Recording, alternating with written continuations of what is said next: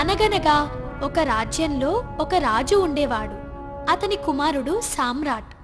సామ్రాట్ చిన్నతనంలోనే రాజు చనిపోవటం వలన అతనే తన కుటుంబాన్ని పోషించాల్సి వచ్చింది. అలా ఒకరోజు సామ్రాట్ తన సరుకుని పడవలో వేసుకుని వ్యాపారానికి సముద్రయాన ప్రయాణం చేస్తూ ఉన్నాడు.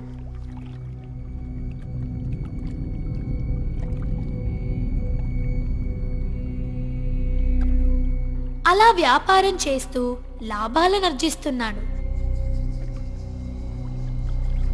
కొన్ని రోజులు సముద్ర వ్యాపారం సజావుగా సాగింది.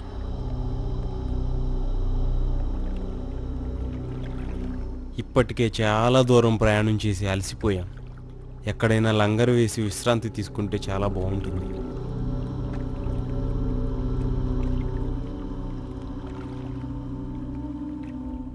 ఇంతలోనే వారికి ఒక ద్వీపం కనిపించింది. అక్కడేదో ద్వీపం ఉన్నట్టుంది. అక్కడ లంగరు వేసి హాయిగా విశ్రాంతి తీసుకుందాం.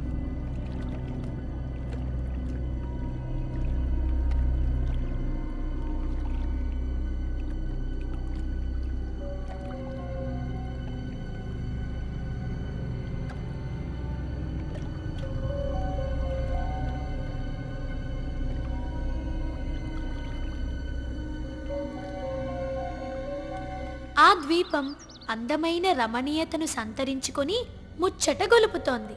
అక్కడ దట్టమైన అడవులు, మంచినీటి ఊటలు ఉన్నాయి. రకరకాల పండ్ల చెట్లు, ఫలపుష్పాల జాతులతో ఈ ద్వీపమంతా శోభాయమానంగా ఉంది. అయితే అక్కడ మనిషన్నవాడెవడూ వారికి కనిపించలేదు. ఈ చుట్టుపక్కల ఎవరో కనిపించడం లేదేంటి?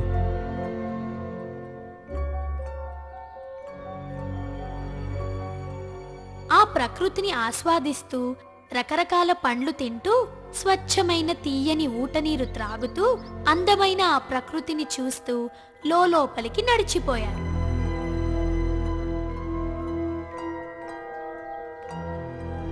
అప్పటికే సామ్రాట్ వారి గుంపు నుండి విడిపోయి ఒంటరిగా మిగిలిపోయాడు. ఈ అందమైన ప్రకృతి నా మనసు దోచింది. ఎంతో హాయిగా ఉంది.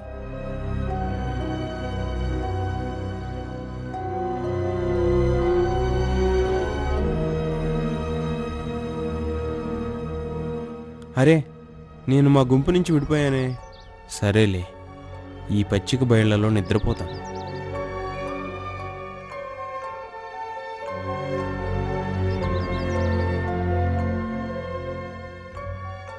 అతనికి మెలకువ వచ్చేసరికి చీకటి పడింది.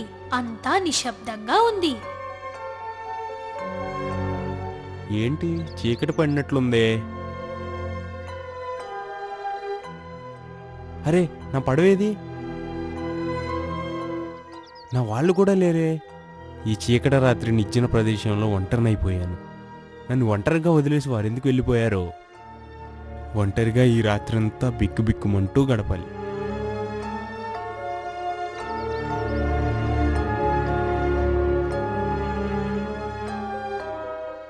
అలా నావికుడైన సామ్రాట్ ఒక పెద్ద గుండ్రంగా ఉన్న తెల్లని ఆకారాన్ని చూశాడు. ఓహో, ఇదొక గుడ్డన్నమాట. ఈ గుడ్డేంటి ఇంత పెద్దగా ఉంది? నా అనుభవాన్ని ఉపయోగించి ఇదేంటో తెలుసుకోవాలి. అదేమిటో తెలుసుకోవాలని ఒక దట్టమైన గుబురుగా ఉన్న చెట్టును ఎక్కి పరిశీలించసాగాడు. తెల్లవారింది, కానీ అదేంటో తెలియరాలేదు. ఇంతలో హఠాత్తుగా చీకటి పడింది. అరే, ఇప్పుడేగా తెల్లారింది, ఇంతలోనే చీకటి పడిపోయిందేంటి? కీచుమంటూ భయంకరమైన శబ్దం వినిపించసాగింది. వెంటనే సామ్రాట్ చెట్ల చాటున దాక్కున్నాడు. ఆకాశమంతా నల్లగా అయిపోయింది. ఒక పెద్ద పక్షి తన వైపే క్రిందుకు రావటం గమనించాడు. శరవేగంతో అది క్రిందికి వచ్చింది.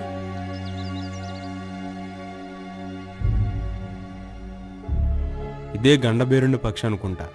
ఇలాంటి పక్షి ఒకటి ఉందని కథల్లో చదవటం వినటమే కానీ ఎప్పుడూ చూడలేదు.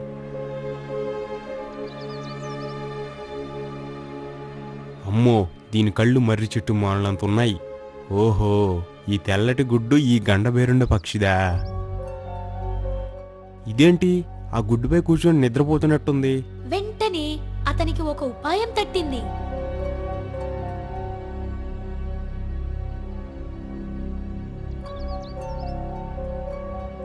గబగబా తన తలపాగతో దాని కాలుకి తనని గట్టిగా కట్టుకున్నాడు.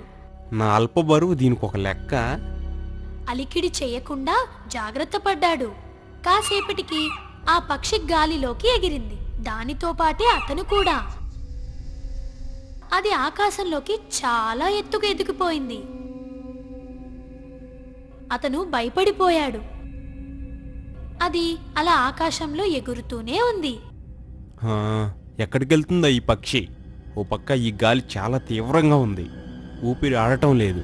అయినా తప్పదు, ఎక్కడికి వెళ్తుందో చూడాలి. ఎట్లాగో సర్దుకోగలిగాడు. చివరకు అది ఎలాగో కిందికి దిగటం ప్రారంభించింది. ఇదేమో శరవేగంతో కిందకి దిగుతుంది, నా కళ్ళేమో బైర్లు కమ్ముతున్నాయి. అతని తల గిరగిరా తిరగసాగింది. వెంటనే ప్రార్థన చేయసాగాడు. దేవుడా, నన్ను నువ్వే కాపాడాలి. ఈ పక్షి ఎక్కడికి వెళ్తుందో అర్థం కావట్లేదు.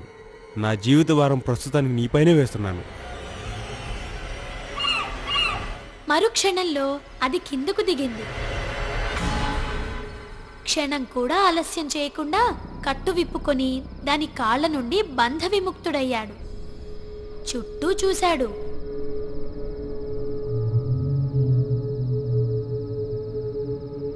అదొక పెద్ద బండరాళ్ల పర్వతంలోయ. వెంటనే ఆ లోయలో ఒక పెద్ద బండరాయి చాటున దాక్కున్నాడు. కళ్ళు జిగేలు మనిపించేలా శ్రేష్టమైన మేలుజాతి వజ్రాలు, రత్నాలు దగదగా మెరుస్తూ కనిపించాయి. ఆ లోయంతా వజ్రాలు, రత్నాలమయమే. ఓహో, అంతా రత్నాలమయమే. అసలు ఇక్కడుంది నేనేనా? ఇదే వజ్రాల లోయ అనుకుంటా. ఆహా, నేనెంత అదృష్టవంతుణ్ణి! భగవంతుడా, నీకు నా ధన్యవాదాలు. ఈ వజ్రాలు కొన్ని నాకు దొరికినా నా జీవితం అంతా గడిపేయచ్చు. ఇంతలో జుమ్మంటూ తీవ్రమైన పెను తుఫాను గాలి వీస్తున్నట్టుగా శబ్దం రాసాగింది. శబ్దం వస్తున్న వైపుకు చూశాడు. అంతే, అతని గుండె ఆగిపోయినట్లయింది. అమ్మో, ఎంత పెద్ద భయంకరమైన పాము! ఇదేంటి పెద్ద తాటి చెట్టంత పొడవు ఉంది? అమ్మో, ఇది పడగ విప్పి నా వైపే వస్తుంది. ఈరోజు నేను అయిపోయాను. అతని కళ్ళు కాళ్ళు పనిచేయలేదు. నిశ్చేష్టుడైపోయాడు. ఒక పెద్ద ఏనుగు సైతం అమాంతం మింగేయగలదు. అలాంటిది అతనెంత! అంతలో హఠాత్తుగా ఆ సర్పం కోసమే ఎదురు చూస్తున్నట్టుగా ఆ పక్షి వచ్చి పామును తన్నుకొని పైకి ఎగిరిపోయింది. అమ్మయ్య, పాము గండం నుంచి తప్పించుకున్నాను. ఈ లోయలో ఇలా ఎంతసేపు ఉండాలో చాలా భయమేస్తుంది. బిక్కు బిక్కుమంటూ లోయలో ఒంటరిగా మిగిలిపోయాడు. ఆ లోయంతా సర్పాలతో భయంకరంగా ఉంది. అయితే అవి ఆ పక్షికి భయపడి పగలు బయటికి రావు. చీకటి పడగానే తమ ప్రతాపం చూపిస్తాయి. పొరపాటున ఏదైనా పాము బయటికి వచ్చిందా ఆ గండబేరుడి పక్షికి బలైపోవాల్సిందే. ఇందాక ఆ సర్పానికి అదే గతి పట్టింది. అతనింకా భయపడసాగాడు. అంతా నిశ్శబ్దంగా ఉంది. సరేలే, నాకు కావాల్సినన్ని రత్నాలు, వజ్రాలు, వైఢూర్యాలు అన్నిటినీ ఏరుకుని దాచుకుంటాను. అబ్బా, ఆకలి దంచేస్తుంది. గండబేరుండి పక్షి రాకపోతుందా? ఎదురు చూద్దాం. ఇంతలో భయంకరంగా దబ్ మని శబ్దం వినిపించింది. ఏంటి, ఇదేదో పెద్ద మాంసపు ముద్దలా ఉందే. ఈ మాంసపు ముద్ద ఎక్కడి నుంచి పడింది? ఎవరైనా పడేశారా? అనుకుంటూ పైకి చూశాడు. ఆ పర్వతం అంచున కొన్ని ఆకారాలు కదులుతూ కనిపించాయి. ఇంకొంచెం సరిగ్గా గమనించి చూశాడు. అరే, వాళ్ళు మనుషులే. మరి వాళ్ళెందుకు ఈ మాంసపు ముద్దను కింద పడేశారు? అంతలో ఒక గండబేరుడు పక్షి వచ్చి ఆ మాంసపు ముద్దను ఎగరేసుకుపోయింది. అది పైకి పోగానే పెద్ద పెద్ద డప్పుల మోత, అలజడి, గందరగోళం, కోలాహలం, అరుపులు, కేరింతలు, శబ్దాలు వినిపించాయి. ఆ అలజడికి ఆ పక్షి ఆ మాంసపు ముద్దను అక్కడే పడేసి వెళ్ళిపోయింది. వెంటనే వారు ఆ మాంసపు ముద్దకు అంటుకున్న రత్నాలు, వజ్రాలను తీసుకున్నారు. మరలా మాంసపు ముద్దను ఆ పక్షికే వదిలేశారు. ఓహో, ఇదేదో బాగుందే. రత్నాలు రాసుల కోసం వారి ఆలోచన చాలా బాగుంది. నిజమే, మరి మానవ మాత్రుడు ఎవరైనా ఈ లోయలోకి వచ్చి ఈ భయంకరమైన సర్పాల మధ్య నుండి ఈ రత్నాలను రాసులను తీసుకుపోగలరా? భలే చిట్కా కనుగొన్నారే. రత్నాలు తీసుకోవాలనుకున్నప్పుడు మాంసపు ముద్దలను పడవేయటం, అంతలో ఆ పక్షి వచ్చి ఆ మాంసపు ముద్దను పైకి తీసుకురావటం, దానికి అంటుకున్న రత్నాలను వారు తీసుకోవటం జరుగుతుంది. మంచి ఆలోచన వచ్చింది. మరొక మాంసపు ముద్ద పడగానే ఆ మాంసపు ముద్దకి నేను అంటి పెట్టుకుని పైకి వెళ్ళాలి. ఆ మాంసపు ముద్ద పడగానే తన తలపాగాను దానికి కట్టేసుకున్నాడు. వెంటనే గండబేరుడు పక్షి వచ్చి ఆ ముద్దను తన్నుకొని పోవటం, దానితో పాటే అతను కూడా పైకి ఎగిరిపోయాడు. గండబేరుడి పక్షి పైకి రాగానే వారు చేసిన అలజడికి ఆ మాంసపు ముద్దని వదిలేసి వెళ్ళిపోయింది.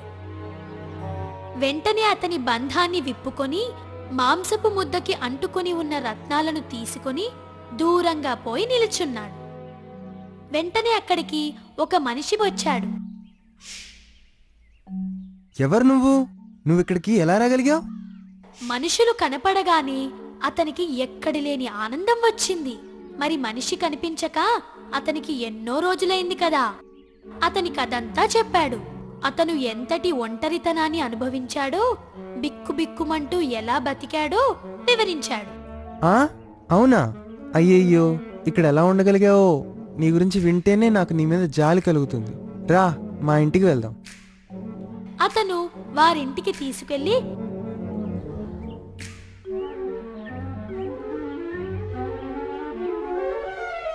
సకల మర్యాదలు చేశాడు. అయ్యా, మీరు నన్ను ఆదరించి నా యందు దయతలచి సకల మర్యాదలో చేశారు. మీకు నా రత్నాలను ఇస్తున్నాను, తీసుకోండి. కొన్ని రోజులు అక్కడే గడిపాడు. అటు పిమ్మట అతనికి ఇంటిపై ధ్యాస కలిగింది. నేను మా ఇంటికి వెళ్ళాలి. ఇంటి దగ్గర నా కుటుంబ సభ్యులు ఎలా ఉన్నారో నేను మా నగరానికి తిరిగి వెళ్తాను. అతనికి ఈ విషయం చెప్పగానే కాదనలేక అతను సరే అన్నాడు. సరే మిత్రమా, నువ్వు ఎటువంటి అభ్యంతరం లేకుండా వెళ్ళవచ్చు. అయ్యా, నా దగ్గర ఉన్న కొన్ని రత్నాలు మీకు అమ్మి కొంచెం డబ్బు తీసుకోవాలనుకుంటున్నాను. మీకు సమ్మతమేనా? దాంతో నాకు కావలసిన కొంత సరుకు కొంటాను. తప్పకుండా మిత్రమా, నీకు కావలసిన సరుకులు తీసుకో. మరొక్కసారి ఆ భయంకరమైన సర్పాల లోయను చూడటానికి అక్కడికి వెళ్ళాడు సామ్రాట్. అది చాలా పెద్ద లోయ. అక్కడి నుండి పడిపోతే చనిపోవాల్సిందే కాని బ్రతికే అవకాశమే లేదు. పెద్ద పెద్ద బండరాళ్ళు నున్నగా, చెట్లు, చేమలు, దుప్పలతో నిండి ఉన్నాయి. ఆ గండబేరుండి పక్షే నన్ను కాపాడింది. లేకుంటే నేను ఈ భయంకర సర్పాల మధ్యన చనిపోవాల్సిందే. ఆ గండబేరుండి పక్షే నాకు ప్రాణదాత. ఎందుకంటే లోయలోనికి అదే తీసుకువెళ్ళింది, అదే బయట పడవేసింది. ఓ గండబేరుండా, నీకు నా ధన్యవాదాలు. మొత్తానికి అతని పడవెక్కి వ్యాపారం చేసుకుంటూ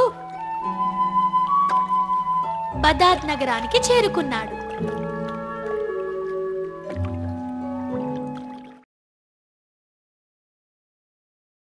తరగని ఆస్తి సంపాదించాను. హాయిగా సుఖంగా జీవితాన్ని గడుపుతున్నాను. ఏదైనా సాహస కృత్యం చేయాలనిపిస్తుంది. ఊరికే తిని పడుకుని రోజులు గడపలేను. కొత్త ప్రదేశాలు చూసేవారికి మరిన్ని ప్రదేశాలు చూడాలనిపిస్తుంది. ఇదొక వ్యాధి లాంటిది. అలాగే సామ్రాట్కి కూడా మరలా సాహసయాత్ర చేయాలనిపించి కొంత సరుకుతో బయలుదేరాడు. పడవ ఆగిన ప్రతి రేవులోనూ సరుకును అమ్ముకోవడం, కొత్త సరుకును కొనడం, ఇలా వ్యాపారంలో వచ్చిన లాభాలతో యాత్ర చేస్తున్నాడు. అలా వారి పడవలోని వర్తకులందరూ మంచి లాభాలతో ఆనందంగా, ఉత్సాహంగా ఉన్నారు.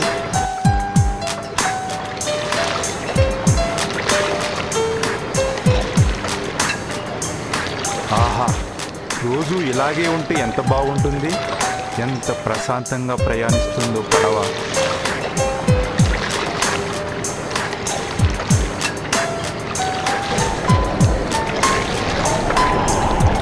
అరే, తుఫాన్ వస్తుంది.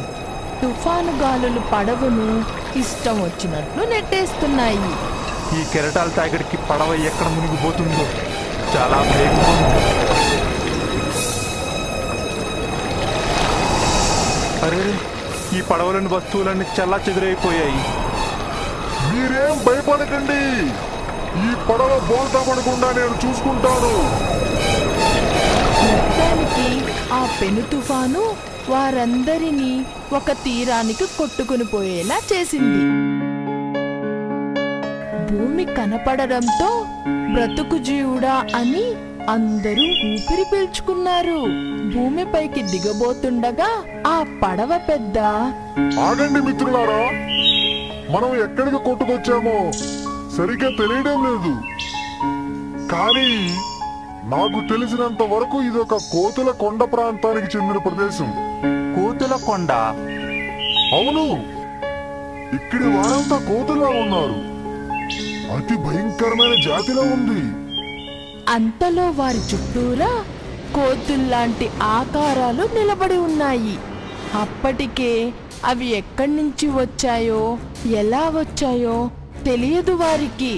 అవన్నీ వారినే చూస్తున్నాయి. వాటి దంతాలు కోరల్లా ఉన్నాయి. ఒళ్ళంతా రోమాలతో నిండి ఉంది. వాటి కళ్ళు నల్లగా నిగనిగలాడుతూ మెరుస్తూ తీక్షణంగా వారినే చూస్తున్నాయి. అలా ఒకటి కాదు, రెండు కాదు, వందల వేల సంఖ్యల్లో వారందరినీ చుట్టుముట్టాయి. పడవలో ఒక కొయ్యి మీద నుండి మరో కొయ్యి మీదికి దూకుతున్నాయి. అరేరే, ఇవి ఎంత గందరగోళం చేస్తున్నాయి. మా తెరచాపలు లాగేస్తున్నాయి, తాళ్లను తీగలను తెంపేస్తున్నాయి. అయ్యయ్యో, మా పడవంతా ధ్వంసం అయిపోయింది. ఈ కోతులు మేమేమీ చేయలేకపోతున్నామే. పడవంతా నామ రూపాలు లేకుండా పోయింది. మేము తెచ్చుకున్న ఆహారాన్నంతా తినేశాయి, విసిరేశాయి. మొత్తానికి నానారాద్ధాంతం చేసిన కోతులు అక్కడేమీ లేదని నిర్ణయించుకున్న తరువాత వెళ్ళిపోయాయి. కట్టుబట్టలతో మిగిలిన వారు కొంతసేపు ఆ నిర్జన ప్రదేశంలో అటూ ఇటూ తిరిగారు. ఈ ప్రదేశంలో అసలు ఎటు చూసినా ఒక్క మనిషి కూడా కనిపించడం లేదే. ఏదైనా పడవ కనిపిస్తే బాగుంది. పాపం, వారికి ఏమీ దొరకలేదు. కొన్ని రోజులు వారు అక్కడే గడిపారు. దొరికిన పళ్ళను తింటూ సముద్ర తీరంలోని ఇసుకలో కోతులు తీసి వచ్చిన మంచినీటిని త్రాగుతూ రోజులు గడిపారు. అయినా ఈ దీవి లోపలికి వెళ్ళి పరిశీలించి చూద్దాం. అలా ఆ దీవిలోకి పోతూ ఉండగా హఠాత్తుగా వారికి నరసంచారం ఉన్న గుర్తులు కనిపించాయి. అక్కడేదో పెద్ద కోట గుట్ట మీద ఉన్నట్టుంది. దానికి పెద్ద గేటు కూడా ఉన్నట్టుంది. ఎవరూ లేనట్లున్నారు. అయినా ఇంకా లోపలికి వెళ్ళి చూద్దాం. ఆహా, ఎంత పెద్ద భవంతో. ఇక్కడ ఏదో నిప్పులేసిన ఆనవాళ్ళు, తినగా పారేసిన ఎముకలున్నాయి. అలా అలసిపోయిన వారు ఆదమరిచి నిద్రపోయారు. కొంతసేపటికి ఒక పెద్ద భయంకరమైన శబ్దం వారికి వినిపించింది. అమ్మో, భయంకరమైన పర్వత ఆకారం గల రాక్షసి మన వైపే చూస్తుంది. దాని కళ్ళు ఎంత ఎర్రగా చింత నిప్పుల్లా ఉన్నాయో. చాటల్లాంటి చెవులతో, నోటికి ఇరువైపుల గంటపు కూరలతో క్రూర జంతువులకు ఉన్నట్టు చేతి గోళ్ళు భయంకరంగా ఉన్నాయి. అటువంటి రాక్షసి లోపలికి వెళ్ళి రాత తిన్నెపై కూర్చొని నిట్టూర్పు వదిలింది. ఆ గాలికి వారంతా ఒక కుప్పలాగా దూరంగా వెళ్ళిపట్టారు. ఆ రాక్షసి మమ్మల్ని పట్టుకోబోతుంది. అంత దూరంగా పారిపోండి, చేతులు చాస్తుంది, వెళ్ళిపోండి.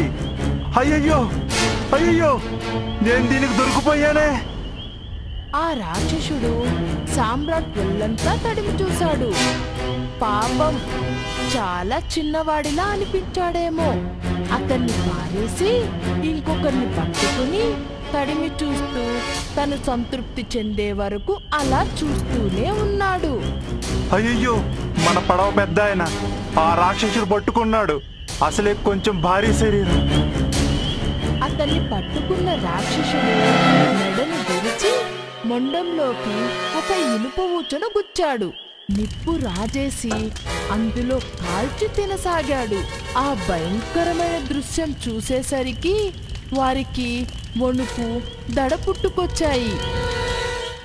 కరకర తిన్న తరువాత ఆ రాక్షసుడు ఆ బల్ల మీదే నిద్రపోయాడు. ఇది మనకు దొరికిన మంచి అవకాశం. ఆ రాక్షసుడు నిద్రపోతున్నాడు. ఎలాగైనా ఈ రాక్షసుడు నుంచి తప్పించుకుపోవాలి. ఇతని కంటపడితే మన గతి అంతే. అబ్బా, ఎంత కర్కశంగా మెడ విరిసేశాడు. పైగా రక్తం కారుతున్న మొండంలోకి పెద్ద ఓచన కుచ్చడమా, దానిని నిప్పుల మంటపై కాల్చి తినడమా. బాబోయ్, తలుచుకుంటేనే ప్రాణాలు పోతున్నాయి. ఇక్కడ ఒక క్షణం కూడా ఉండకూడదు. అలిగిడికి వాడు నిద్రలేస్తే ఎలాగా? మనం పారిపోవడం కాదు, రాక్షసుడు ఎలాగో నిద్రపోతున్నాడు కాబట్టి ఈ ఓచను ఎర్రగా నిప్పుల్లో కాల్చి వాడి కళ్ళని పొడిచేద్దాం. రాక్షసుడు గుడ్డివాడైపోతాడు. అప్పుడు మనం మెల్లగా పారిపోవచ్చు. అతని సలహాని అందరూ మెచ్చుకొని అలాగే చేద్దామన్నారు. మంట రాజేశారు. మండుతున్న సూదిగా ఉన్న కొరకంచులతో రాక్షసుడు 2 కళ్ళలో బలంగా గుచ్చాడు.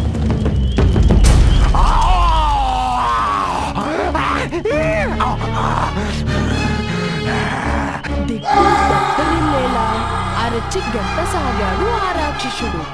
వారిలో ఒకరిని పట్టుకొని బలంగా గోడకేసి కొట్టి బయటకు వెళ్ళిపోయాడు. అమ్మయ్యా, ఆ నరరూప రాక్షసుని గుడ్డివాణ్ణి చేయగలిగాం. ఈ కర్రలన్నింటినీ ఏరి బలమైన తీగలతో వాటిని కట్టేసి తెప్పలను తయారు చేద్దాం. అలా శబ్దం చేయకుండా సముద్ర తీరానికి చేరారు. అతి కష్టం మీద తెప్పలను నీటిలో వేశారు. ఇంతలో హఠాత్తుగా ఒక పెద్ద గర్జన వినిపించింది.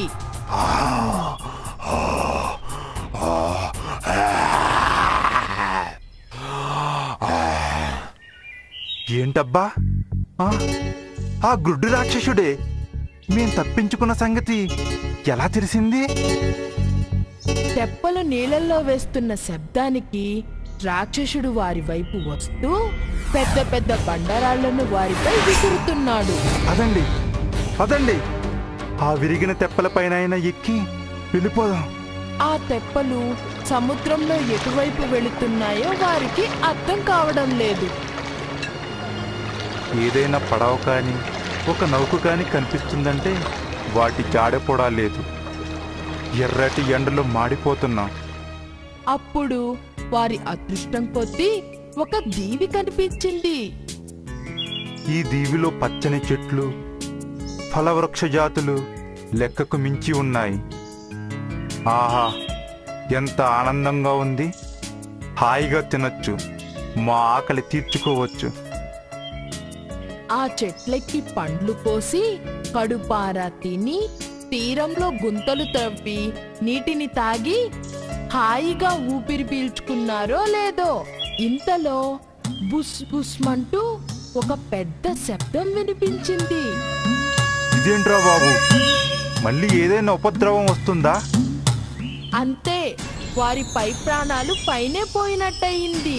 అటువైపు నుండి ఒక పెద్ద భయంకరమైన సర్పం వారి వైపే వస్తుంది. అది ఎంత పెద్దదంటే ఒక్కసారిగా నోరు తెరిచి వారిలో ఒకరిని మింగేసింది. ఆ నోటిలోకి పెద్ద ఏనుగైనా చాలా సులువుగా వెళ్ళిపోతుంది. ఇంకా మేమిద్దరమే మిగిలాం. దాని కంటికి కనిపించకుండా పారిపోదాం. పరిగెత్తు. అయ్యయ్యో, ఎంత దూరం పెరిగెచ్చినా దాక్కునే సురక్షితమైన ప్రదేశమే కనిపించడం లేదే. వారు తిరిగి చూశారు. కనుచూపు మేరలో ఎక్కడా ఆ సర్పం కనిపించలేదు. అమ్మయ్యా, బ్రతికిపోయాం. అలసిపోయిన వారు అక్కడున్న ఒక చెట్టెక్కి నిద్రపోయారు. కరకర నములుతున్న శబ్దం వినిపించింది సామ్రాట్కి. లేచి చూశాడు. తన పక్కన తన మిత్రుడు లేడు. పెద్ద కొండ చిలువ. అమ్మో, ఆ చెట్టుకి గట్టిగా చుట్టేసుకుంటుంది. నా మిత్రుని ఆ కొండ చిలువ మింగేసిందా? అతని ఎముకలు లోపల నుజ్జు నుజ్జు అవ్వాలని అది చెట్టుకు చుట్టేసుకుంటుందా? అమ్మో, ఆ కొండ చిలువ చెట్టెక్కి నన్ను కూడా మింగేస్తుందేమో. భయంతో ఉన్న అతనికి నిద్ర పట్టలేదు. బిక్కు బిక్కుమంటూ ఆ చెట్టుపైనే కళ్ళార్పకుండా ఆ కొండ చిలువనే చూస్తూ ఆ రాత్రంతా గడిపేశాడు. అమ్మయ్యా, ఈ కొండ చిలువ ఎటో వెళ్ళిపోయింది. ఇంకా నాకేం భయం లేనట్లే. తెల్లవారింది. సామ్రాట్ చుట్టూ చూశాడు. ఈ దరిదాపుల్లో ఎక్కడ ఏమీ కనిపించడం లేదు. గబగబా చెట్టు దిగి అక్కడ పడి ఉన్న ఎండిపోయిన పెద్ద పెద్ద దుంగలతో బంధించుకుని ఒక పెద్ద కోతిని తీసుకొని అందులో దుంగలతో పాటు బోర్లా పడుకున్నాడు.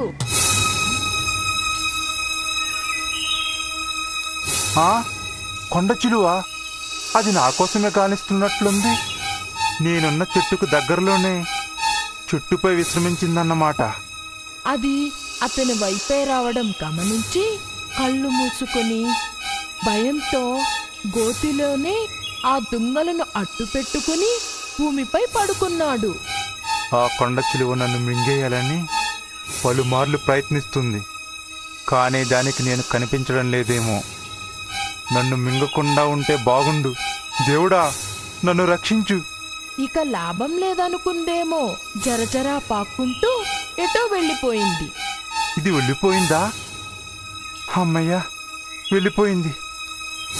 ఆ దుంగలను విప్పుకొని ఏదైనా పడవ కనిపిస్తుందేమో అని సముద్రం వైపు చూశాడు. అతని అదృష్టం కొద్దీ దూరంగా ఒక పడవ కనిపించింది. ఎలాగైనా దాని దృష్టిని ఆకర్షించాలి. నన్ను ఎవరైనా చూస్తే బాగుండు. గబగబా ఒక ఎత్తైన చెట్టు ఎక్కి ఒక పొడుగాటి కర్రకు తలపాగా జెండా మాదిరిగా చేసి ఊపాడు. అతని ప్రయత్నం ఫలించింది. నన్ను వారు చూశారు. కొంతసేపట్లో ఆ పడవ నా దగ్గరికి వచ్చేస్తుంది. అతను అనుకున్నట్లు ఆ పడవ వచ్చింది. వారు అతన్ని ఎక్కించుకున్నారు. తినడానికి మంచి ఆహారం కూడా ఇచ్చారు. త్రాగడానికి నీరు కూడా ఇచ్చారు. అతను గురించి అంతా వివరించి చెప్పాడు. ఆ పడవ పెద్ద చాలా మంచివాడు. మిత్రమా, ఇదిగో ఇందులో కొన్ని సరుకులున్నాయి. నీవు వాటితో యథేచ్ఛగా వ్యాపారం చేసుకొని వచ్చిన లాభంలో కొంత తీసుకోవచ్చు. మిగిలింది ఆ సరుకు యజమానికి అక్కర్లేదు. అతడెక్కడో అదృశ్యమయ్యాడు. అతడు ఎప్పుడు కనిపిస్తే అప్పుడు అతని లాభం అతనికి ఇచ్చేద్దాం. ఏమంటావు? సరే. సరుకు చూశాడు. అంతే, తన కళ్ళను నమ్మలేకపోయాడు. ఎందుకంటే ఆ సరుకంతా అతనిదే. ఈ సరుకంతా నాదే. నన్ను వదిలిపోయిన పడవ ఇదే. అయ్యా, నన్ను గుర్తుపట్టారా? నేనండి, సామ్రాట్ని. ఈ సరుకంతా నాదే. ఇంతకాలం దీవిలో చిక్కుకుపోయి సన్నగా అవడం వల్ల నన్ను గుర్తుపట్టలేకపోతున్నారు. మిగిలిన వారంతా సామ్రాట్ని చుట్టుముట్టారు. మిత్రమా, క్షేమంగా ఉన్నావా? మేము ఆ రోజు నువ్వు కూడా పడవలో ఎక్కావనుకొని వెళ్ళిపోయాం. సముద్రం మధ్య దాకా వెళ్ళాక మాకు తెలిసింది. దీవిలో మేము ఎవరిని వదిలేశామని. మమ్మల్ని క్షమించు. పడవ పెద్దతో సహా అందరూ కోరారు. అందరూ సంతోషంగా తిరుగు ప్రయాణం మొదలుపెట్టారు.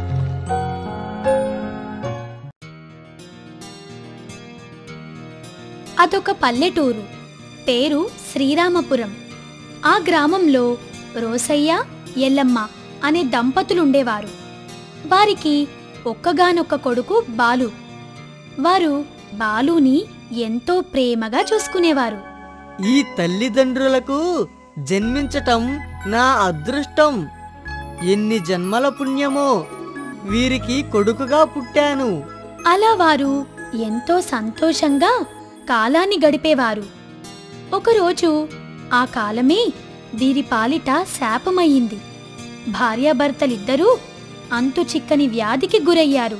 ఇన్ని రోజుల నుండి సంతోషంగా ఉన్న వారి కుటుంబంలో బాధ నిండిపోయింది. బాబూ, నిన్ను ఎంతో బాగా చూసుకోవాలనుకున్నాం, కానీ మేం ఈరోజు ఈ స్థితిలో ఉండాల్సొస్తుందని ఊహించలేకపోయాం. బాబు, నీ పనులన్నీ ఇంతకాలం మీ అమ్మే చేసి పెట్టింది. కానీ ఈరోజు మా పరిస్థితి చూస్తున్నావుగా, నీ భవిష్యత్తును ఊహించుకోలేకపోతున్నాం. అమ్మా, నాన్న, మీరేం దిగులు చెందవద్దు. నేను ఎలాగైనా మీ ఆరోగ్యం కుదుటపడేలా చేస్తాను. ఎక్కడికైనా వెళ్తాను, ఏమైనా చేస్తాను, ఎంత కష్టాన్నైనా భరిస్తాను. ఇలాంటి వ్యాధులకు చికిత్స చేసే స్వామీజీ ప్రక్క గ్రామంలో ఉన్నారు. అతన్ని ఒక్కసారి సంప్రదించి ప్రయత్నిస్తే ఫలితమేమైనా దొరకవచ్చు. నేను ఇప్పుడే బయలుదేరుతాను. ఆయన్ను కలిసి విషయం తెలుసుకుంటాను. జాగ్రత్త నాయనా. స్వామీజీ వయస్సులో పెద్దవారు, ఆయనతో కొంచెం ఆచితూచి మాట్లాడు. అలాగే నాన్న, వెళ్ళొస్తానమ్మా. అక్కడ్నుంచి బయలుదేరిన బాలు కాలినడక మార్గం గుండానే నడుస్తూ ఉన్నాడు. దారిలో అతనికి సెలయేర్లు, పంట పొలాలు, పచ్చని చెట్లు అందంగా కనిపించాయి. దేవుడా, ఈ లోకాన్ని, ఈ సృష్టిని ఇంత అందంగా సృష్టించిన నువ్వు మా తల్లిదండ్రులకే ఎందుకలా చేశావు? వారు చేసిన నేరమేమిటి? మా సంతోషం 3 నాళ్ల ముచ్చటగానే మిగిలిపోయింది. కనీసం ఆ స్వామీజీ ద్వారా అయినా మాకు మంచి ఫలితం దక్కేలా చేయండి. ఇదే నేను మిమ్మల్ని కోరుకునేది. అలా ముందుకు నడుచుకుంటూ స్వామీజీ ఆశ్రమానికి వెళ్ళాడు. అప్పటికే స్వామీజీ వేరెవరికో సమస్య విషయంలో చర్చిస్తూ ఉన్నాడు. ఆ విధంగా నేను చెప్పినట్లు చెయ్యి, నీకు అంతా మంచే జరుగుతుంది. అలాగే స్వామి, అంత మీ దయ. నేను వెళ్ళి వస్తాను. అతను అక్కడ్నుంచి లేచి బయటకు వస్తూ ఉన్నాడు. అతన్ని ఆపి, ఆగండి, ఆగండి. ఏమైంది మీకు? మీరు ఏ కారణం చేత ఇక్కడికి వచ్చారు? మా ఇంట్లో ఎప్పుడు దురదృష్టమే కాని ఏనాడు అందరూ కలిసి నవ్వుకున్నట్లు గుర్తే లేదు. ఇదిగో ఈ స్వామీజీ గారిని కలిశాను. ఎంతో మంచి మార్గం చూపాడు. ఇప్పుడు అందరం చాలా ఆనందంగా ఉన్నాం. అందుకే ఒకసారి కలిసిపోదామని వచ్చాను. ఆ మాట చెప్పి అతను వెళ్ళిపోయాడు. బాలులో ఇంకొంచెం నమ్మకం, ఆశ ఎక్కువైంది. ధైర్యంగా స్వామీజీ ముందుకెళ్ళి నిలబడ్డాడు. చెప్పు నాయనా, ఏమిటి నీ బాధ? స్వామీజీ గారు, నమస్కారం. నా పేరు బాలు. మాది పక్కనే ఉన్న గ్రామం. మా తల్లిదండ్రులకు నేనొక్కడినే కొడుకుని. మేం ఎంతో సంతోషంగా ఉండేవాళ్ళం. ఇంతలోనే కాలం మమ్మల్ని ఎగతాళి చేసింది. అమ్మా నాన్నలిద్దరినీ అనారోగ్యం పాలు చేసింది. వారు ఈ రోజున ఏదో అంతు చిక్కని వ్యాధితో బాధపడుతున్నారు. వారిని తిరిగి మామూలు మనుషుల్ని చేసే మార్గం చెప్పండి. నువ్వేమీ చింతించకు, అంతా మంచే జరిగేలా నేను చూసుకుంటాను. నా దగ్గరకు వచ్చావు కదా, నీకు కలిగిన బాధ గురించి మర్చిపో. నన్ను నమ్ము. అయితే చెప్పండి, అందుకు నేనేం చెయ్యాలి? ఈ విషయంలో నువ్వు కొన్ని సాహసాలు చేయవలసి ఉంటుంది. చేయగలవా? తప్పకుండా స్వామి, అదేమిటో చెప్పండి. అయితే ఈ క్రమంలో నీ ప్రాణాలు సైతం పణంగా పెట్టాల్సి వస్తుంది. చాలా చాలా ప్రమాదకరమైన ప్రదేశాలకు వెళ్ళాలి. అందుకు నువ్వు సిద్ధమైతే నేను తగిన మార్గాన్ని చెప్తాను. ఏదైనా చేస్తాను స్వామి. ఆ తల్లిదండ్రులు ఇచ్చిన జన్మ ఇది, వారు పోసిన ప్రాణం ఇది. అలాంటిది నా ప్రాణం వారి కోసం పణంగా పెట్టాల్సి రావడం నిజంగా నా అదృష్టం. తల్లిదండ్రుల కోసం ఆ మాత్రం కూడా చేయలేనా? అలాంటప్పుడు ఈ శరీరం ఉండేమీ లేకేమీ. లెస్స పలికితివి నాయనా. నీకు అంతా శుభం కలగాలని ఆ దేవుణ్ణి వేడుకుంటున్నాను. అయితే జాగ్రత్తగా విను. ఇక్కడికి 200 మైళ్ళ దూరంలో అంధేరి లోయ ఉంది.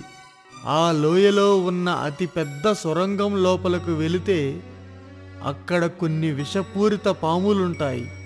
వాటితో పోరాడి ఆ గండం తప్పించుకోగలిగితే నీకు కావలసిన మూలికలు దొరుకుతాయి. నేను దేనితో అయినా పోరాడడానికి సిద్ధంగా ఉన్నాను. నేను ఇప్పుడే బయలుదేరుతాను. అయితే నువ్వు అక్కడికి చేరడానికి ఎంతో శక్తి అవసరం. ఆ శక్తి నీకు లభించాలంటే కొన్ని పనులు చేయవలసి ఉంది. అవి కూడా చెప్పండి స్వామీజీ. ఈ చుట్టుపక్కలున్న జీవజాతుల్లోని సింహం, ఏనుగు, పులిల్లాంటి వాటిని నీ శరీరంలో ప్రవేశించుకోగలిగితే దాని ద్వారా నీకు మంచి బలం చేకూరుతుంది. ఆ తర్వాత కొన్ని పక్షులను నీలో కలుపుకోవడం ద్వారా గాల్లోకి ఎగిరే శక్తి లభిస్తుంది. జింక, కుందేలు లాంటి వేగవంతమైన సాధు జంతువులను నీలో కలుపుకోవటం ద్వారా నువ్వు వేగంగా పరిగెత్తగలవు. ఇవన్నీ పూర్తి చేసుకున్న తర్వాత నువ్వు అక్కడికి బయలుదేరడం మంచిది.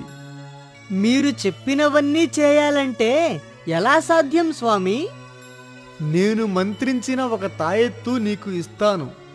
దీన్ని ఉపయోగించుకొని నువ్వు అవన్నీ సాధించవచ్చు. దేన్నైతే నువ్వు నీలో కలుపుకోవాలనుకుంటున్నావో దాని ముందుకెళ్ళి లేదా దాన్ని నీ మనసులో తలుచుకొని ఈ తాయెత్తును చేతిలో పట్టుకొని నేను చెప్పే మంత్రం చదివితే దాని శక్తులతో పాటు దాని లక్షణాలన్నీ నీకు వస్తాయి. ఆ విధంగా నువ్వు ముందుకు సాగిపోవచ్చు. అలాగే స్వామి. ఇప్పుడు నేను చెప్పిన మంత్రం జాగ్రత్తగా విను. జీవం ఆవహం సర్వం సన్నద్ధం లక్షణ క్రమేణ భ్రమేణ శ్రమేణ.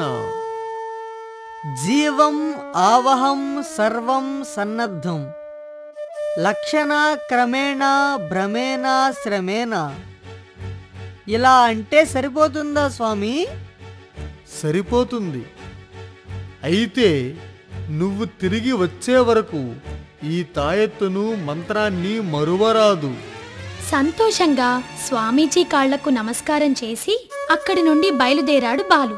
అతన్ని దీవించి సాగనంపాడు స్వామీజీ. బాలు ఇంటికి వెళ్ళాడు.